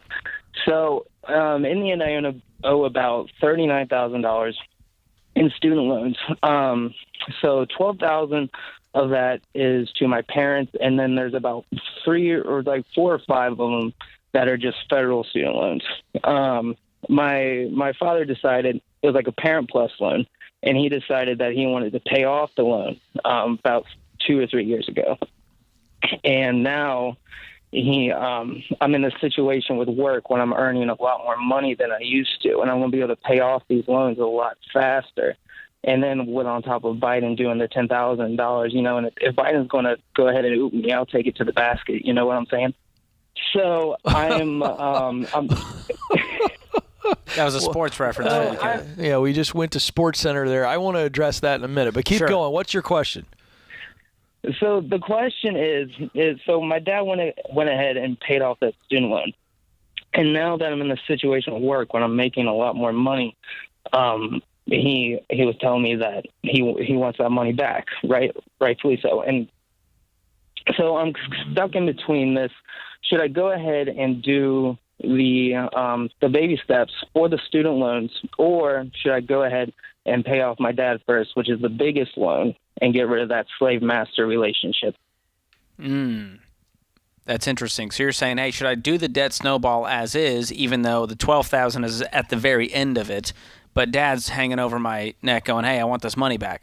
How much does he need this money versus it just being a moral, hey, I paid this off, but it was for you, I'd like the money back? Is he in a tough financial spot? No, he's not. Honestly, he's told me that, dude, it could be like 2, 3, 4 years. Like, it's fine. Oh. So this is not like every time he's on the phone, he's like, hey, where's my loan money at? No, nothing like that. But then this goes back to the work part of things, is that I'm in this situation where I'm able to pay off a lot more money within the next, 18 weeks. But the money's not going to last forever. So it's either pay off the federal loans and just, Then just do the debt snowball, just smallest to largest, and you'll get there a lot faster. And then when you get to the end, time to pay Dad back, and you're done with this whole thing within, what, a year? Well, no. So, like I said, this is where things get a little confusing, is that I'm a respiratory therapist, shout out respiratory therapist. And because of COVID and all of that stuff, they're really desperate for nurses and respiratory therapists and doctors in all healthcare world. And so they're paying me an extra about $60 an hour, which would be about $90 an hour, which makes a lot of disposable income after this.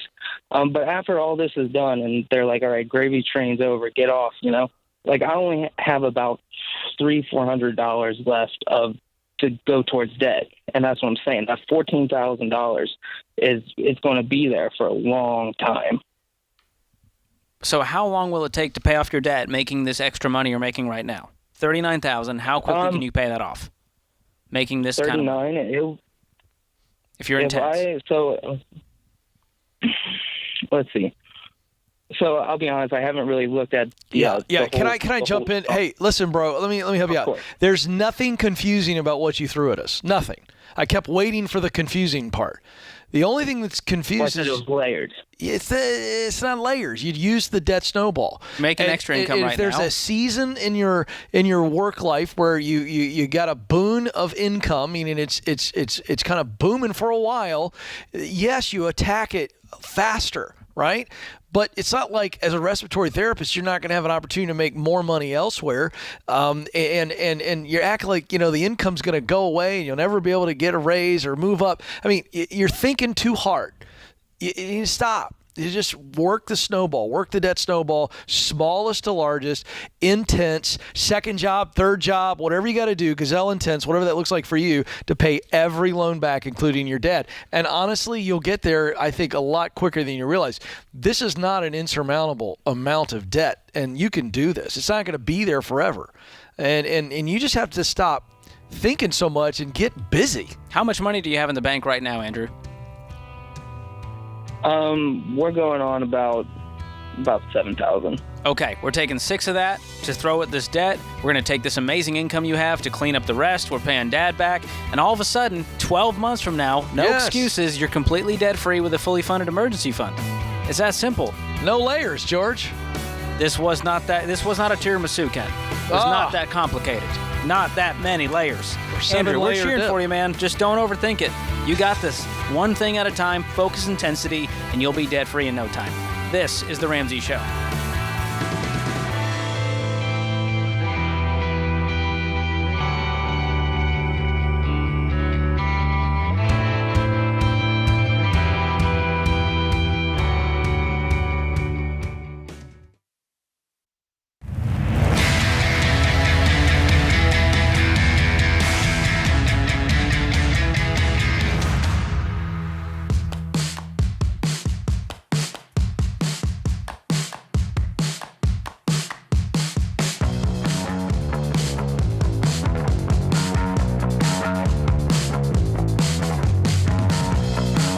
I'm George Camel. He's Ken Coleman. This is The Ramsey Show. You can give us a call at 888-825-5225. Brian is joining us from Houston, Texas. Brian, welcome to the show. Thank you guys for having me. Absolutely. What's going on? All right. So I'm 27 years old. My wife is 25. And we have a 3-week-old at home. And my question is, are we doing baby step 4 correctly? We've been on the Ramsey plan for a little over a year now, and this is my current situation. I contribute 6% to my company's 401k, and they match 50% of that. To reach the other 9%, my wife and I are planning on opening up a Roth IRA for each of us. My wife was a teacher for 2 years and has $9,000 in her teacher retirement account called TRS. We plan on rolling that over to a Roth and paying the taxes. Then, to open up a Roth for me, we have to have $6,000 to start the account. Does it make sense to open up my account before year ends 2022 so we can contribute monthly up to $6,000 in 2023 to meet our 9%? Well, you wouldn't roll into a Roth and create a tax burden until you're in baby step 7 with a paid-for house. And so I would roll that to a traditional IRA in order to avoid taxes. Okay, on my wife's portion? Yes. And that's just so that we're in control. And you can still invest in that traditional IRA, or you can then open up a new Roth IRA and use future funds towards that, and that wouldn't create a tax burden. Okay. So you would use after-tax dollars. So she's not working outside the home right now? Is she with the 3-week-old? Yes. So she's not teaching anymore. She's going to stay at home with the baby. Okay. And what's your income? Gross. My current is $69,000, but with bonuses, the bonuses are pretty generous. It's usually between an extra $6,000 and $50,000 a year. $6,000 and $50,000? Yeah, it's a pretty. I'm in oil and gas, so when when times are good, times are good. Yes, sir. Okay, so the easiest thing to do with that kind of a regular income with bonuses, just invest 15% of your income of whatever it is that month. And so you can do, you said 6% is what you're doing now, and they match 50%. Is it up to a certain amount they match, or do they match all the way? So that up to that 6%. So they put in, I guess, 3% of my income, you could say. Okay, so that 6% gets you up to the match. Then you could fully fund a Roth IRA. That's another $6,000. Okay. And then does she have earned income at that point? No, she's staying at home. Okay. So you could go back to the 401k as well as funding a traditional or a Roth. So you would open up a new Roth for her at that point. We just don't want to roll the traditional plan she had into a Roth because that is when the tax burden would hit. It will just be taxable income. So I would open up a new Roth for her. I see what you're saying. What's that? Sorry, I said I see what you're saying. So the 9 just to a traditional and then open up a new Roth for her. Exactly. And you should have a $6,000 limit on that for the year. Okay, and would we open up a Roth for me? Yes. And then if there's still, you haven't hit 15%, you can go back to that 401k and finish it out there. Okay, I see what you're saying. Yeah, I was curious because I figured I was like, well, I should probably open it up for me this year at that $6,000 so that I can contribute to it next year. Because if I start it, at least this is what my financial. I talked to one of the SmartVestor pros, and he said, well, if you start it at the $6,000 in January, you can't contribute to it all year. Oh, I see. Because you already entered in the max amount. Yeah, it might be something you have to just start later on then, if you can't do it retroactively. Right. So, yeah, I think you've got it down, man. You guys are doing great. And congrats on the 3-week-old. That's exciting. Yeah, get some sleep.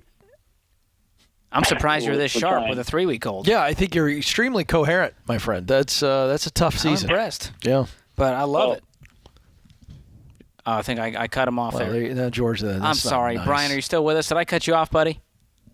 Yeah, no, sorry. I was saying I'm married to an amazing woman who married a nerd. So I wanted to hear that. He married an amazing woman who married a nerd. But you know what? Could say the same about you and your situation. My situation, both of our wives have horrible judgment, and thus we are married. Fooled them. Yeah, we did. I love it. Yeah. All right, we're going to the great city of Scranton, Pennsylvania, up next with our friend John. John, what's going on? Hi, George and Ken. Thanks for taking my call. I sold my Silverado 3500 that was paid off, and then I paid in cash for a Peterbilt, and I want to know if it's okay while I'm baby step 2 to save up a repair fund for the Peterbilt of $50,000. Why do you need $50,000 for that? The Peterbilt is new to me. It has 835,000 miles, and Caterpillar, the engine, recommends a engine overhaul at 1 million miles. Ouch. Engine overhaul, according to Peterbilt, costs $32,000. So is this rig, is this for your business? Yep, just started it. Okay, and it's paid for? Yes. But you now have a $50,000 repair on this thing? Potentially. Right now it runs fine, but adding another 150,000 miles to it's probably going to happen in 4 or 5 months. Okay, and how much debt do you have? I have $72,000. And what is that? $68,000 on solar panels. Oh. And then $4,000 remaining on a personal loan that I'm almost done with. Okay, what's the business? I haul water. And you sold the Chevy Silverado to buy the Peterbilt to haul the water? Yes. And you were hauling it in the Silverado before? No, I was working for a different company, hauling it in a Kenworth for another person, and I decided to go owner-operator, so I sold my paid-in-full Silverado. Do you have another car for personal use? Yes. And that's paid for as well? How much water are we dragging around? 130 barrels. Have you made money with this business yet? Is it profitable? I start on the 17th. Okay, and it's just you, or do you have a team? It's just me right now. Okay, and your first gig is on the 17th? Yes. Is there another way? Sorry for the simplistic question, but I'm going somewhere with this. Is there another way to drag the water around than the old truck? And I mean like a wagon or something. Forgive me, but is there something like a trailer that's a whole lot less money and doesn't have all the mechanical issues? Yeah, thanks for the question. The frac companies take at a minimum 110 barrels at a time. I didn't ask that. Is there 70,000 pounds? So no, a Silverado or something smaller cannot do it. Okay, you can't pull it in a trailer. No, it's way overweight. Okay, I got you. All right, forgive me. I don't know anything about that stuff at all. It's all right. Okay, so your question is cash flowing this during baby step 2. Yeah, saving it up for a repair fund. He's asking, should he save up the emergency fund? Yeah, this would be like saving reserves for your business at that point. Yes, sir. So if this is an emergency where the truck won't run right now, then yes, and you know it's going to happen. But I would get some clarity on when it's going to happen and how much that's going to cost, and then kind of create that sinking fund. And if that's $10,000, $20,000 a month, I don't know how much this business is going to bring in. Do you have any idea? I should have the $50,000 in within 10 weeks. Oh, wonderful. I tell you what, I'd also be looking to find the best, most affordable, reputable mechanic that works on these things and get in a second opinion as well. And what can you do along the way maybe to try to avoid the recommended engine replacement at 1,000,000 miles? I'd be doing everything I could to save from preventative maintenance as well. Yeah, but you're going to have to stockpile that kind of cash in your reserves for your business on top of then starting to clean up the debt and create your own emergency fund for your personal life. And so that's part of being a small business owner. But I wish you the best with this new business, man. That puts this hour of The Ramsey Show in the books. My thanks to Ken Coleman, all the folks in the booth, Jenna, Ben, James, Austin, Zach, Andrew, the whole gang, and you, America. Thanks for listening. We'll be back with you before you know it.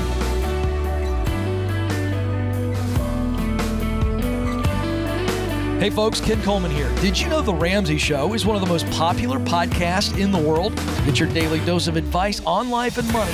Check out all of our shows from The Ramsey Network wherever you listen to podcasts.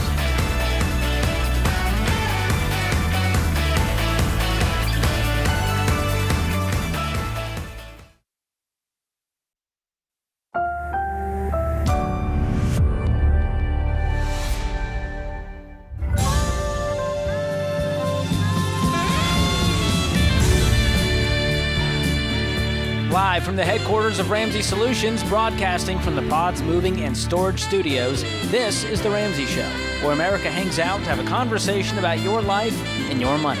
I'm Ramsey personality George Campbell, joined this hour by my friend Ken Coleman, and we are here for you to take your calls, to give you some hope in all kinds of areas of life.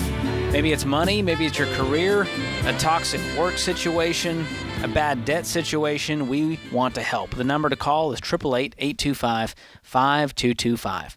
John kicks us off in Pensacola. John, welcome to the show. Hey, how are y'all doing? We are doing great. What's going on with you? Well, I was working for a previous employer for approximately 4 to 5 months. They gave me a pretty good starting bonus package. And I worked there for a while, but it wasn't a great work environment. I didn't really enjoy it, and I thought I'd be better at my previous job, so I decided to leave. I understood I was going to have to pay back my starting package, which I was more than willing to do, but they've kind of tacked on a whole lot of other fees, which I feel are really exorbitant, and now I'm kind of stuck paying back my previous employer with way more than what they gave me in the starting bonus package. Was this all in writing, what you would have to pay back? I did have to sign a contract saying that I would have to pay back, some of the moving fees and stuff like that at the very beginning, but it was way, way, way more than what I thought it was going to be. Okay, but what I'm getting at is it laid out very clearly in that agreement to where what they're asking you to pay back is clearly by the letter of the agreement, okay, not included? Or is it just it's included, but you just thought it would be less money? That's what I'm trying to get to. I gotcha. In the original agreement, it really just kind of says that you're going to pay back the money that we gave you plus the moving expenses and things of that nature. It doesn't really give out a outlined amount or anything like that. Okay, so the expenses that they are now wanting you to pay back, they fall within the categories written very clearly in the agreement. I would say yes, but they're way, way more. They're like almost twice as much. Okay. Is it listed out? So you have receipts of what you actually – so my point is you have financial records to be able to dispute that what they're asking is more than they actually paid you. Yeah, kind of. So I guess I put it this way. They gave me a starting bonus. I'll give you the numbers if you don't mind. Sure. Yeah, they gave me a starting bonus of like $16,000. And I was like, okay, cool. And they moved me from North Alabama down to Florida, where I am now. And, I left the company, like I said, after about 5 months. And now they're trying to say I can pay them back $34,000. And I was, kind of flabbergasted at that number. I thought I was going to pay back maybe 16 plus moving costs of like maybe $20,000 altogether, but they're talking about $35,000. What was the signing bonus? 16. So $16K. And then the relocation costs. The relocation cost is what I think is kind of crazy there, because I'm looking at the numbers now. They're saying that it costs about $7,000 to move from North Alabama down to Florida, in Pensacola, Florida, which is not even down into the Panhandle near Miami. It's close to it's close to Alabama. Yes. So did they pay you $7,000? Did that end up in your bank account? No, sir. That was just how much they say it costs to move that far. Well, so they paid it directly with the moving company. Correct. I having moved, from Georgia to Tennessee, that doesn't sound crazy. It doesn't sound like it's off much. But again, you need to be asking for receipts. So the 16 and the signing bonus, the 7 in relocation, where's the rest of this 34 coming from? Yeah, and the rest they got. I'm looking at the thing here. They had me in temporary lodging for a little while before I found an apartment down here. Okay. And they're saying that the temporary lodging was $5,000 for just 1 month, and let me see here. I mean, that sounds fair for temporary. If that's I'm doing the math. Corporate rents or corporate lodging is more expensive than a traditional rent.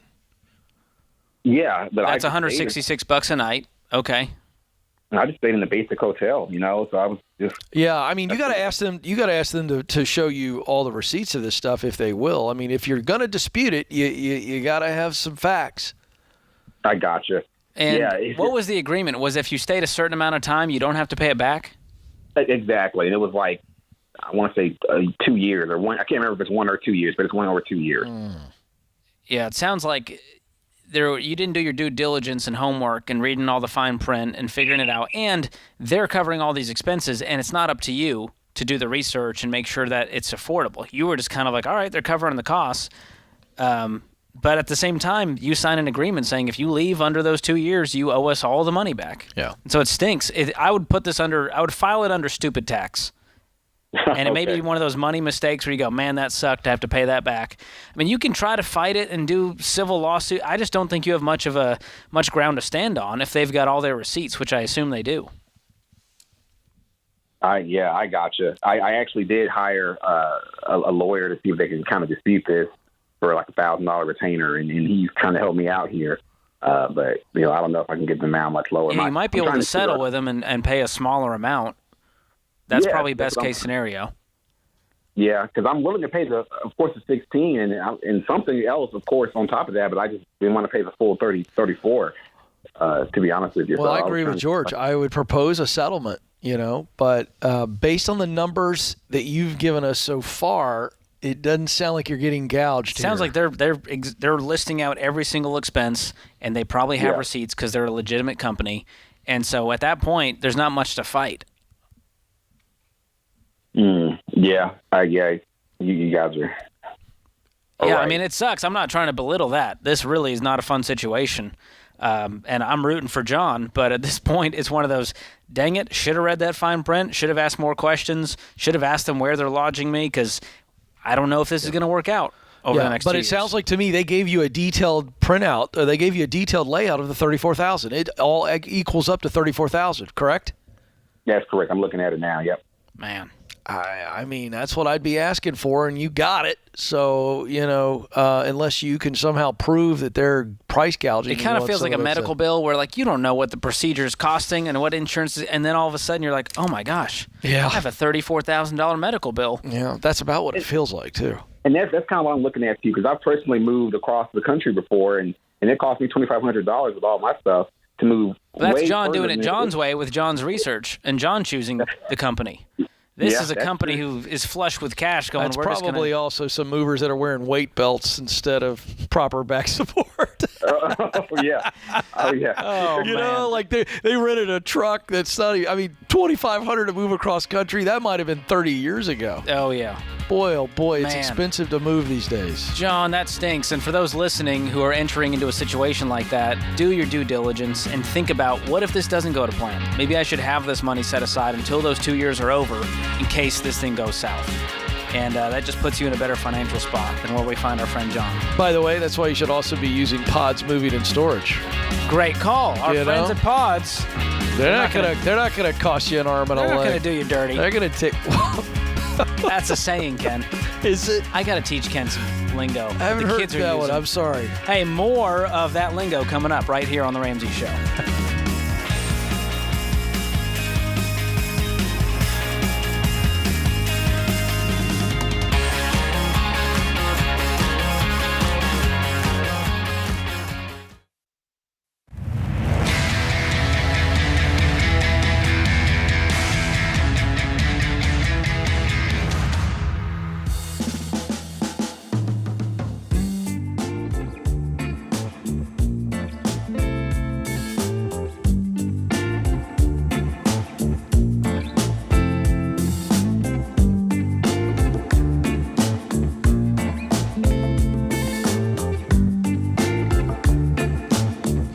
Folks, the stock market has been rough lately, and if you've been watching your investments take a hit, it sucks.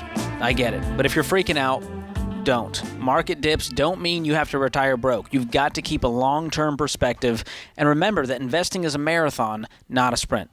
So look at the facts. If you invest $120 a month from age 25 to 65, you could have over $1 million for retirement. No, it's not too good to be true. That's based on the long-term average return of the S&P 500, which is the top 500 American companies. Now, if you're not 25, you're a little older than that, that's okay. It's not too late. You got to get started, though. No matter what age you start investing, you'll be happy you did when it's time to retire. In fact, a huge predictor of investing success is that you actually invest. Shocker, I know. And you keep investing consistently. So get a pro in your corner to help you get started. To find one who can help you invest with confidence, just go to RamseySolutions.com/SmartVestor, and we'll connect you with SmartVestor pros in your area who can help you make a plan for your goals and guide you through the ups and downs of the market. Again, RamseySolutions.com/SmartVestor. Jack joins us up next in Montana. Jack, welcome to the show. Thank you. What's going on? You guys taking my call. Well, I inherited $95,000. 58 years old. My wife is 63. We bought a house, and I want to get it paid off. We bought it for $280. We owe $195. We have $36,595.60 in the bank that's not towards any bills. We have no credit card debt. We haven't had any debt for years. I'll go back to my story so you can get a little, just 17 years ago, or actually 20 years ago, I got divorced, had $50,000 in debt, focused on that, and now I'm sitting with the money in the bank, $280,000 in a 401k, and the only debt I have is the $195,000 on my house. Cool. My question is I would like to take that $95,000 and just put it down on my house, and that gets me down to $100,000. With what we've been doing, our house will be paid off in 5 years, without a doubt. I got other people saying, no, don't do that. because I'll have to pay $12,000 in taxes if I take that money out for income taxes. If you take what money out? If you take the inherited money out? The inherited, yeah. If I take that inherited money, I'm going to have to pay income tax on that inherited money. Okay. Which is roughly about $12,000 is what I'm figuring. Other people are saying, and I talked to a financial advisor, I can invest it on a 13-month CD or whatever at like 4% interest. Well, of course a financial advisor is going to want you to invest it instead of paying your house down. So that's not a reputable source in that regard. I'm paying the taxes on it and putting it on the house. And it puts you closer to what, 112 on the mortgage? Yeah. Yeah. And let's still make it a goal to pay it off in 5 years. And that money in the bank that you have, is that your emergency fund with a little more? Yeah. Yep, a little more. And we drive, that's the other thing is we drive old cars. I haven't bought a car. We can't go out of town. We don't go out of town much. If I do go on a trip, I just rent a car. I figure it's smarter than having that payment every month. If you borrowed money, I could take the $36,000, and we thought about this because my wife is 63. Like I said, I'm 58. With the car prices today, we do need a new car. So when we retire, we will have a vehicle, and we've thought about taking $20,000 of that $36,000 and buying a car that we can rely on. What's your household income? What is it? I got it written down here. $95,000. Okay, great. My wife is retired. That's $95,000 before I put 15% in a 401k. We put $250 in a savings. We keep adding to that money. Okay. So I would separate your emergency fund. So separate your emergency fund, have your 3 to 6 months, and then have a different savings account for your car upgrade and buy a reasonable used car with cash. And I'm paying this house down, and I'm going to make that a goal because it's going to be hard to retire with a mortgage hanging over your head. And you got $280 in your 401k, you're going to need more than that to live on. And so at least without a house payment, you can limit your expenses. And so you don't need much to live on in retirement. So that's what I would do if I was in your shoes, and I would ignore those other people because other people are broke, and everyone's got an opinion, but this is your money and your life, and having no mortgage payment changes everything. So appreciate the call. All right, up next, we are going to Charlotte, North Carolina. Brandon joins us there. Brandon, welcome to the show. Hey, thanks for having me, guys. Sure. What's going on? Yeah, so we just moved to North Carolina, actually, and we are in the process of trying to figure out what auto insurance to use, and I'm just not super familiar. Should we do full coverage, liability? Obviously, there's tons even within that, so I would love just to hear some of your thoughts on auto coverage. Yeah, I mean, you definitely want liability. You're going to want comprehensive, and you're going to want collision, and uninsured motorist is very important, too. That one can tank some people. And a really easy way to do this. What's that? I said I worked with one of your ELPs, and they had just kind of given me two quotes, one with full coverage and one with limited liability. And I was like, I don't know which one to pick. So, yeah, I mean, I would go with the full coverage because these situations can put people in a real pickle when they are underinsured. And I've been there. This was about, 8-9 years ago. I got in a car wreck, and I didn't have great coverage. I was still on my parents' insurance. And I was underinsured, and we ended up getting sued. And luckily, I didn't have to pay anything out of pocket, but this was 3 years of nightmares hanging over my head going, am I going to have to, go out of pocket for this? And she ended up getting $50,000 between the two insurance companies, her own and mine. And so that was a scary moment. And from then on, I made sure that I had as much coverage as I could get. That made sense for me. So did they walk you through the options of what it looks like to have full coverage versus limited liability? Not really. He just kind of sent the two. I mean, it's broken down in terms of what it covers and how much and those kinds of things, but we never really talked about it. He just sent it over. So I wasn't sure because I was like, man, we drive two hoopties, if you will. And, my wife's car is less of a hoopty, but I was like, the cars aren't worth that much. So it's really about just other people's medicals then. Versus replacing your car. Yeah. Well, I mean, when you have limited liability, collision, and comprehensive, that's what full coverage is, and I would recommend all three. So if you can swing it, can you cover the expense? What's the difference between them? Yeah. We're talking like 117 versus like 71. So it's not like a huge difference. We're really getting up in the pace of going, like both of us getting on the same page and feeling like, I don't know, it just was like a small thing that I was just like, but that's like an extra $40 I can go somewhere kind of thing. Yeah. Because in this process, we're starting a company, we're starting business, and so that's been fun. But there's just expenses there, so I feel like we're cutting in all these spots. So I just wouldn't cut there. You don't want to cut there. I'd rather $40 cut a difference. subscription than cutting into my insurance. That's right. So if you can get a good rate on full coverage, I'm going for it, and that sounds very reasonable. Sweet. Okay. So, and you can get a second opinion on that, but I've got full coverage, and I sleep better at night, and that's worth the extra, $20-$30. And you don't sleep well as it is. I terrible sleep issues, but one thing I don't worry about is insurance, and there are so many types of insurance, Ken. I know your brain just melts a little bit having to talk about insurance for too long. Here we go. People with the types of crazy insurance, George. You love this. And actually, I love it, too, because it's quite entertaining.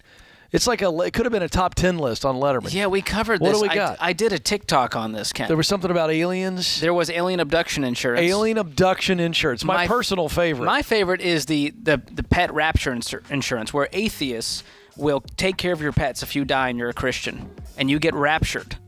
The atheist said, hey, for the low price of $10 a month, I'll make sure Fido's covered. See, I'm going to tell you, it's this kind of crap that makes Christians look bad. That's true. That's just ridiculous. Well, Ken, I did a 5-day video series that's completely free to help folks get more confidence in their coverage. You can go sign up for that at RamseySolutions.com/confidence. You'll get an email every day with a quick 3-minute video, and by the end, you're going to be a pro. Yeah. Even Ken can do this stuff. Oh, thanks to you. Yeah.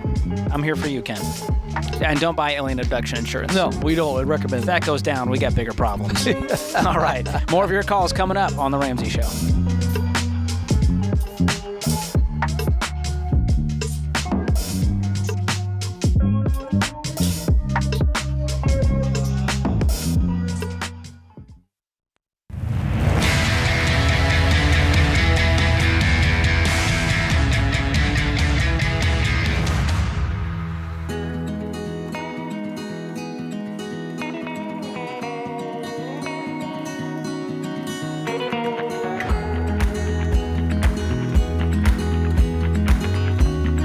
Welcome back to The Ramsey Show. I'm Ramsey personality George Camel, Ken Coleman co-hosting today. This is your show, America. Give us a call, 888-825-5225. Laura joins us up next in Knoxville, Tennessee.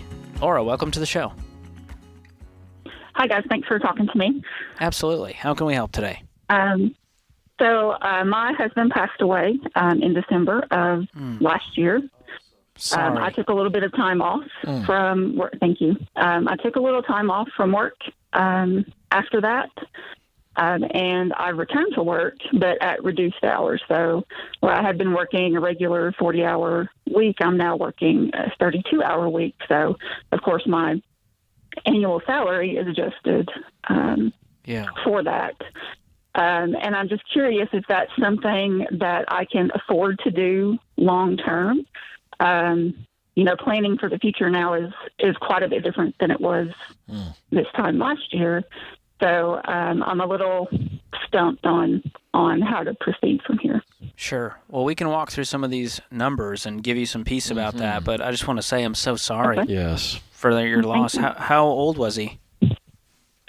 He was 47, and I'm 41. Oh, my goodness. Much too young. Yes. Well, let's walk through some of these numbers. So what are you making right now with that 32 hours a week? Right now I'm at $51,000 per year. You said 61 or 51?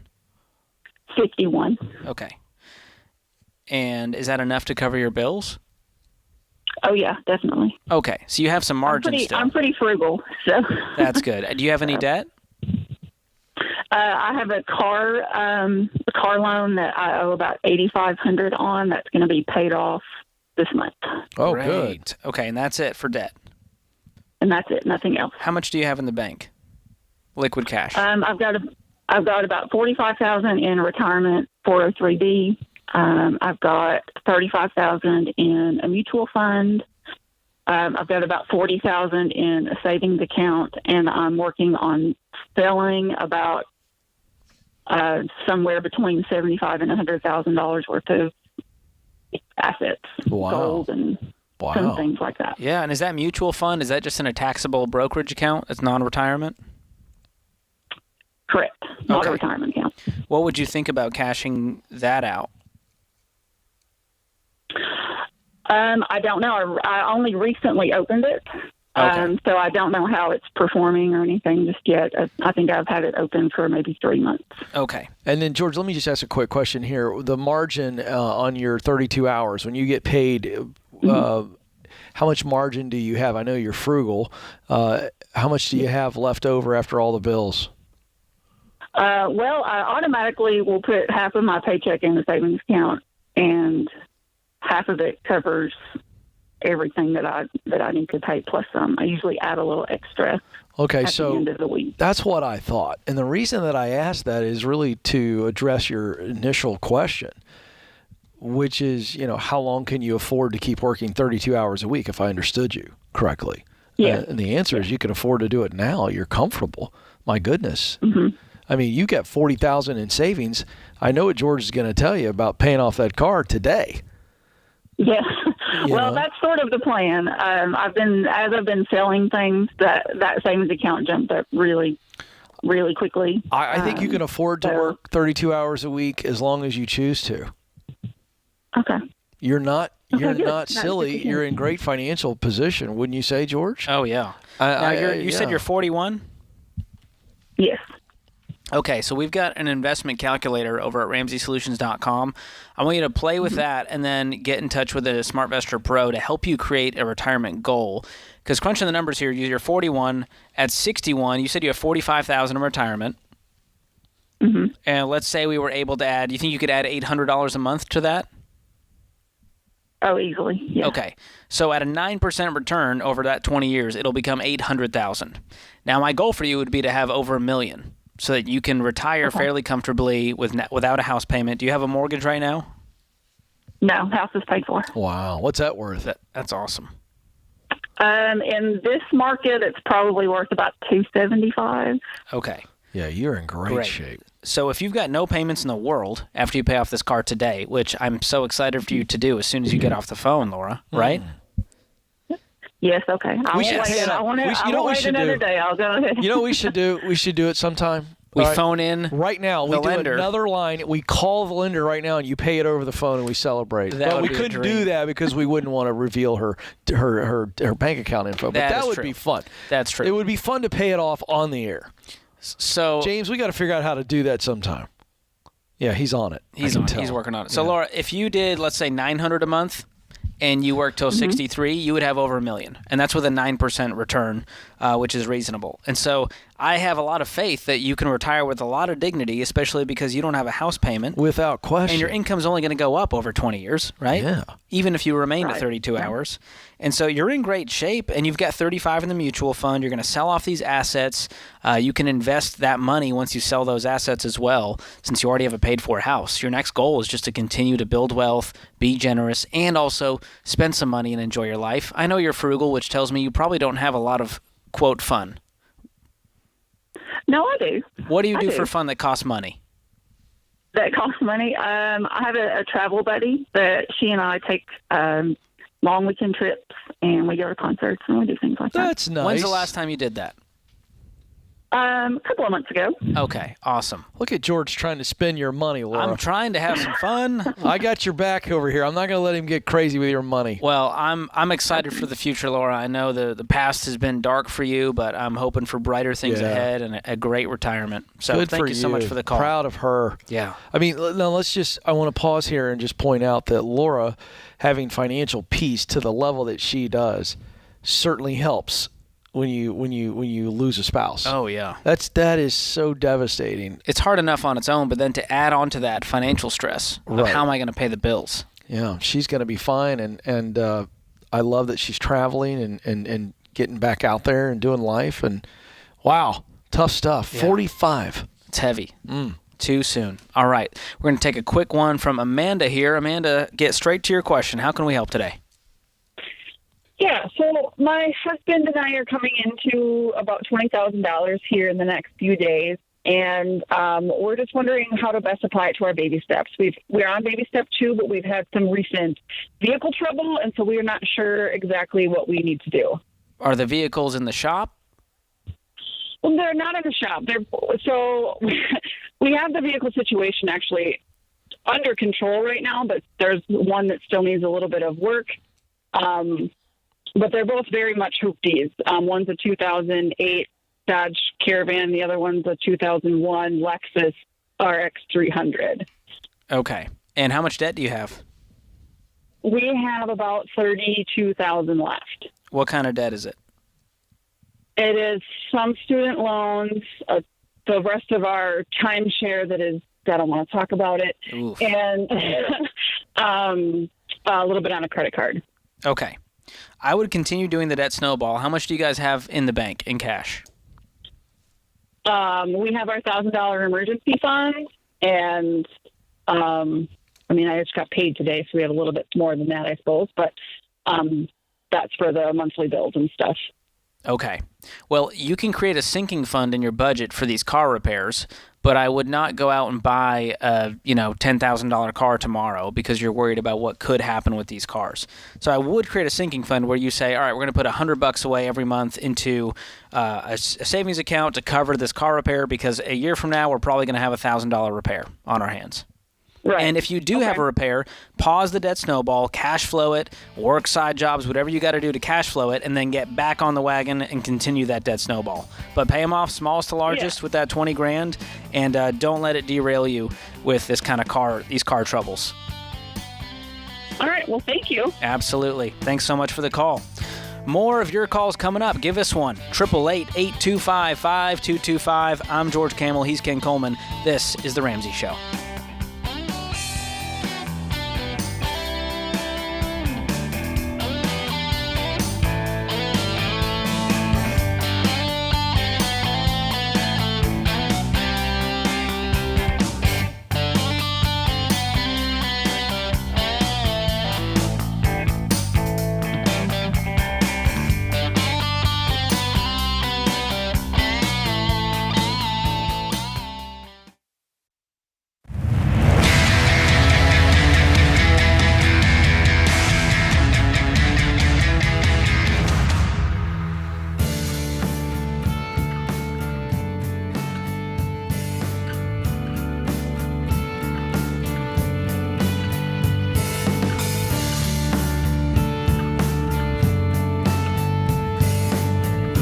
Our scripture of the day comes from 1 Timothy 1:5. The aim of our charge is love that issues from a pure heart and a good conscience and a sincere faith.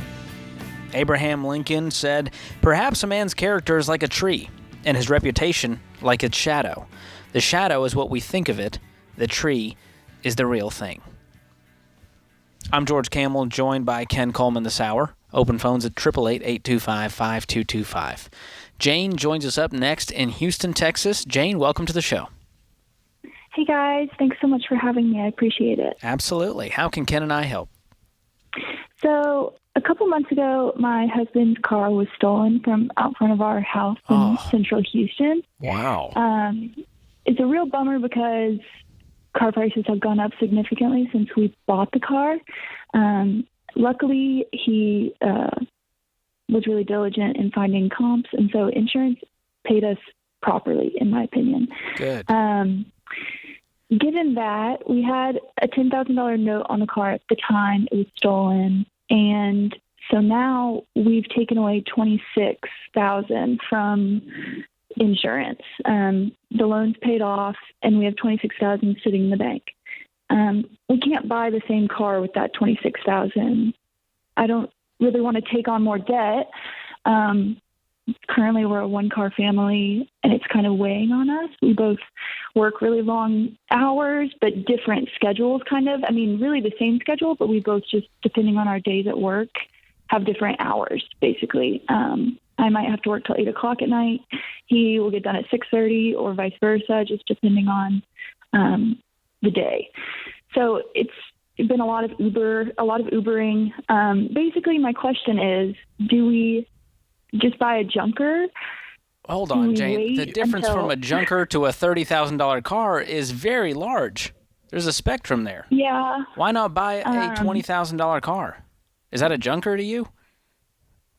Well, I guess I don't know. I don't really know what we could find for $20,000. Their answer is find a no. replacement. A $20,000 car is what's your income? Combined, we make about $310. Okay.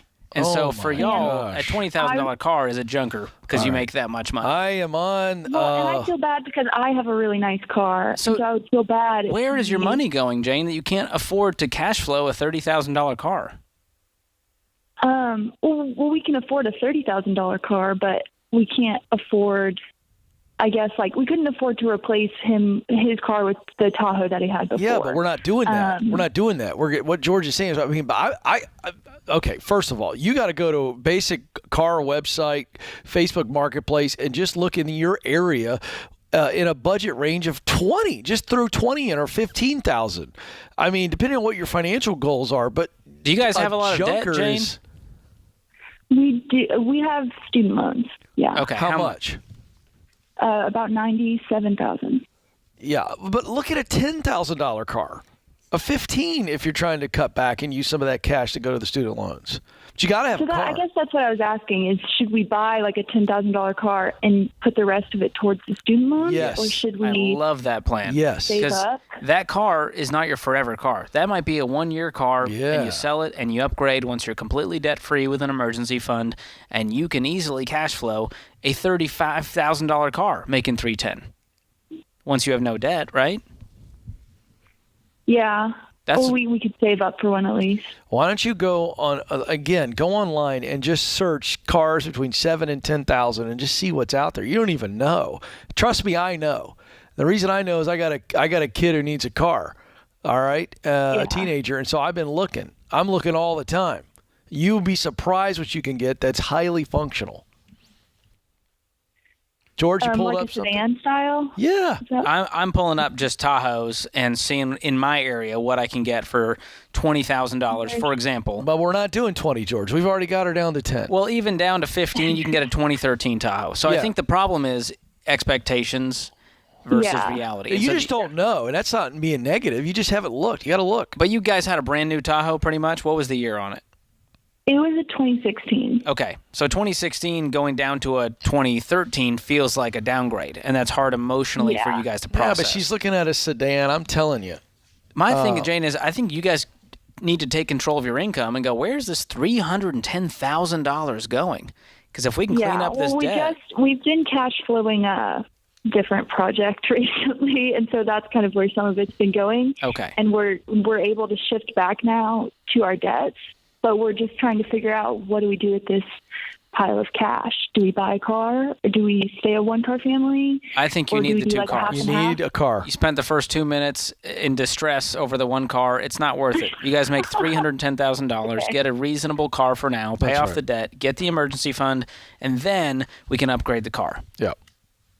Okay. That's simple, simple. And yes, it's going to take some swallowing of the pride to go, I don't really love this car. It's okay. It's a car. It gets from A to B without having to do Uber. That's it. Yeah.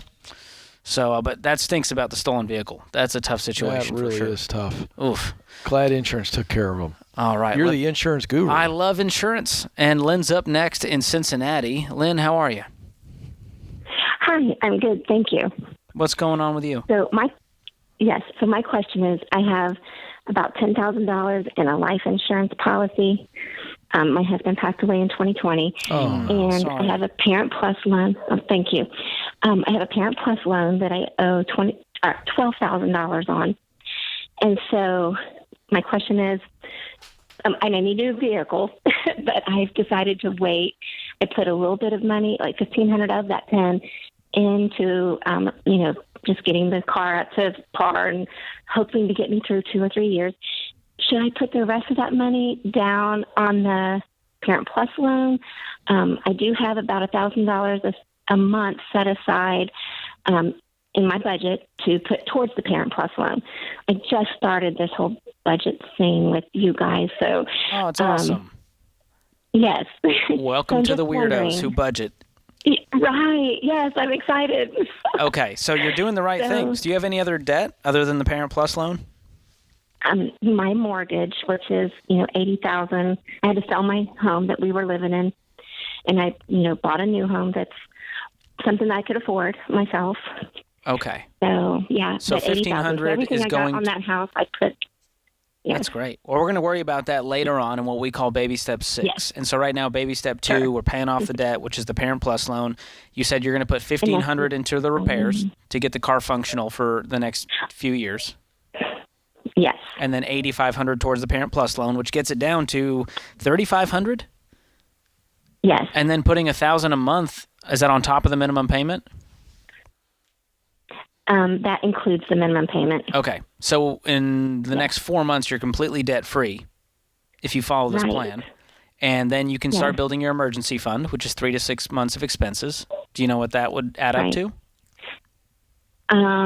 Yes. I think it was about, I added it up once before, and I think it was close to maybe $12,000. Perfect.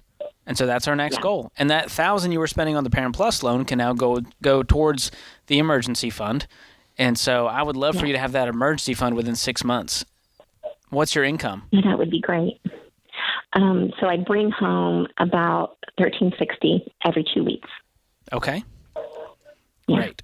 And so with that, $2,600 a month, we're going to try to limit our expenses as much as we can. If you can do any overtime or I'll work on the side to increase that, I want to get you that financial foundation as soon as possible so that you can begin investing. Are you investing right now? Not really. I mean, I work for a school system, and so my retirement is set up through them, and I'm, 52 years old. I'm about ready to retire. I can retire now. But because of all that's happened in the last 2 years, I'm not retiring yet. Oh, I understand. So, well, we want to get you to a great financial spot. So what I'm going to do is gift you 1 year of Financial Peace University, as well as Every Dollar, our budgeting tool, because you've already got started on that. And we want to walk with you over the next year as you build that foundation. So sorry for your loss, and we're wishing you the best on this journey. Thanks so much for the call. That puts this hour of The Ramsey Show in the books. My thanks to my co-host, Mr. Ken Coleman, and all the folks in the booth. We've got Austin and James and Andrew and Zach. The whole gang's in there. And you, America, we thank you for listening in. We'll be back with you before you know it. Until then, spend wisely, save intentionally, and give generously. Good show.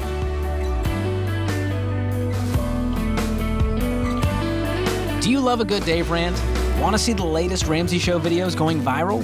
Check out your favorite moments from The Ramsey Show on YouTube. Go watch and subscribe to The Ramsey Show channel on YouTube.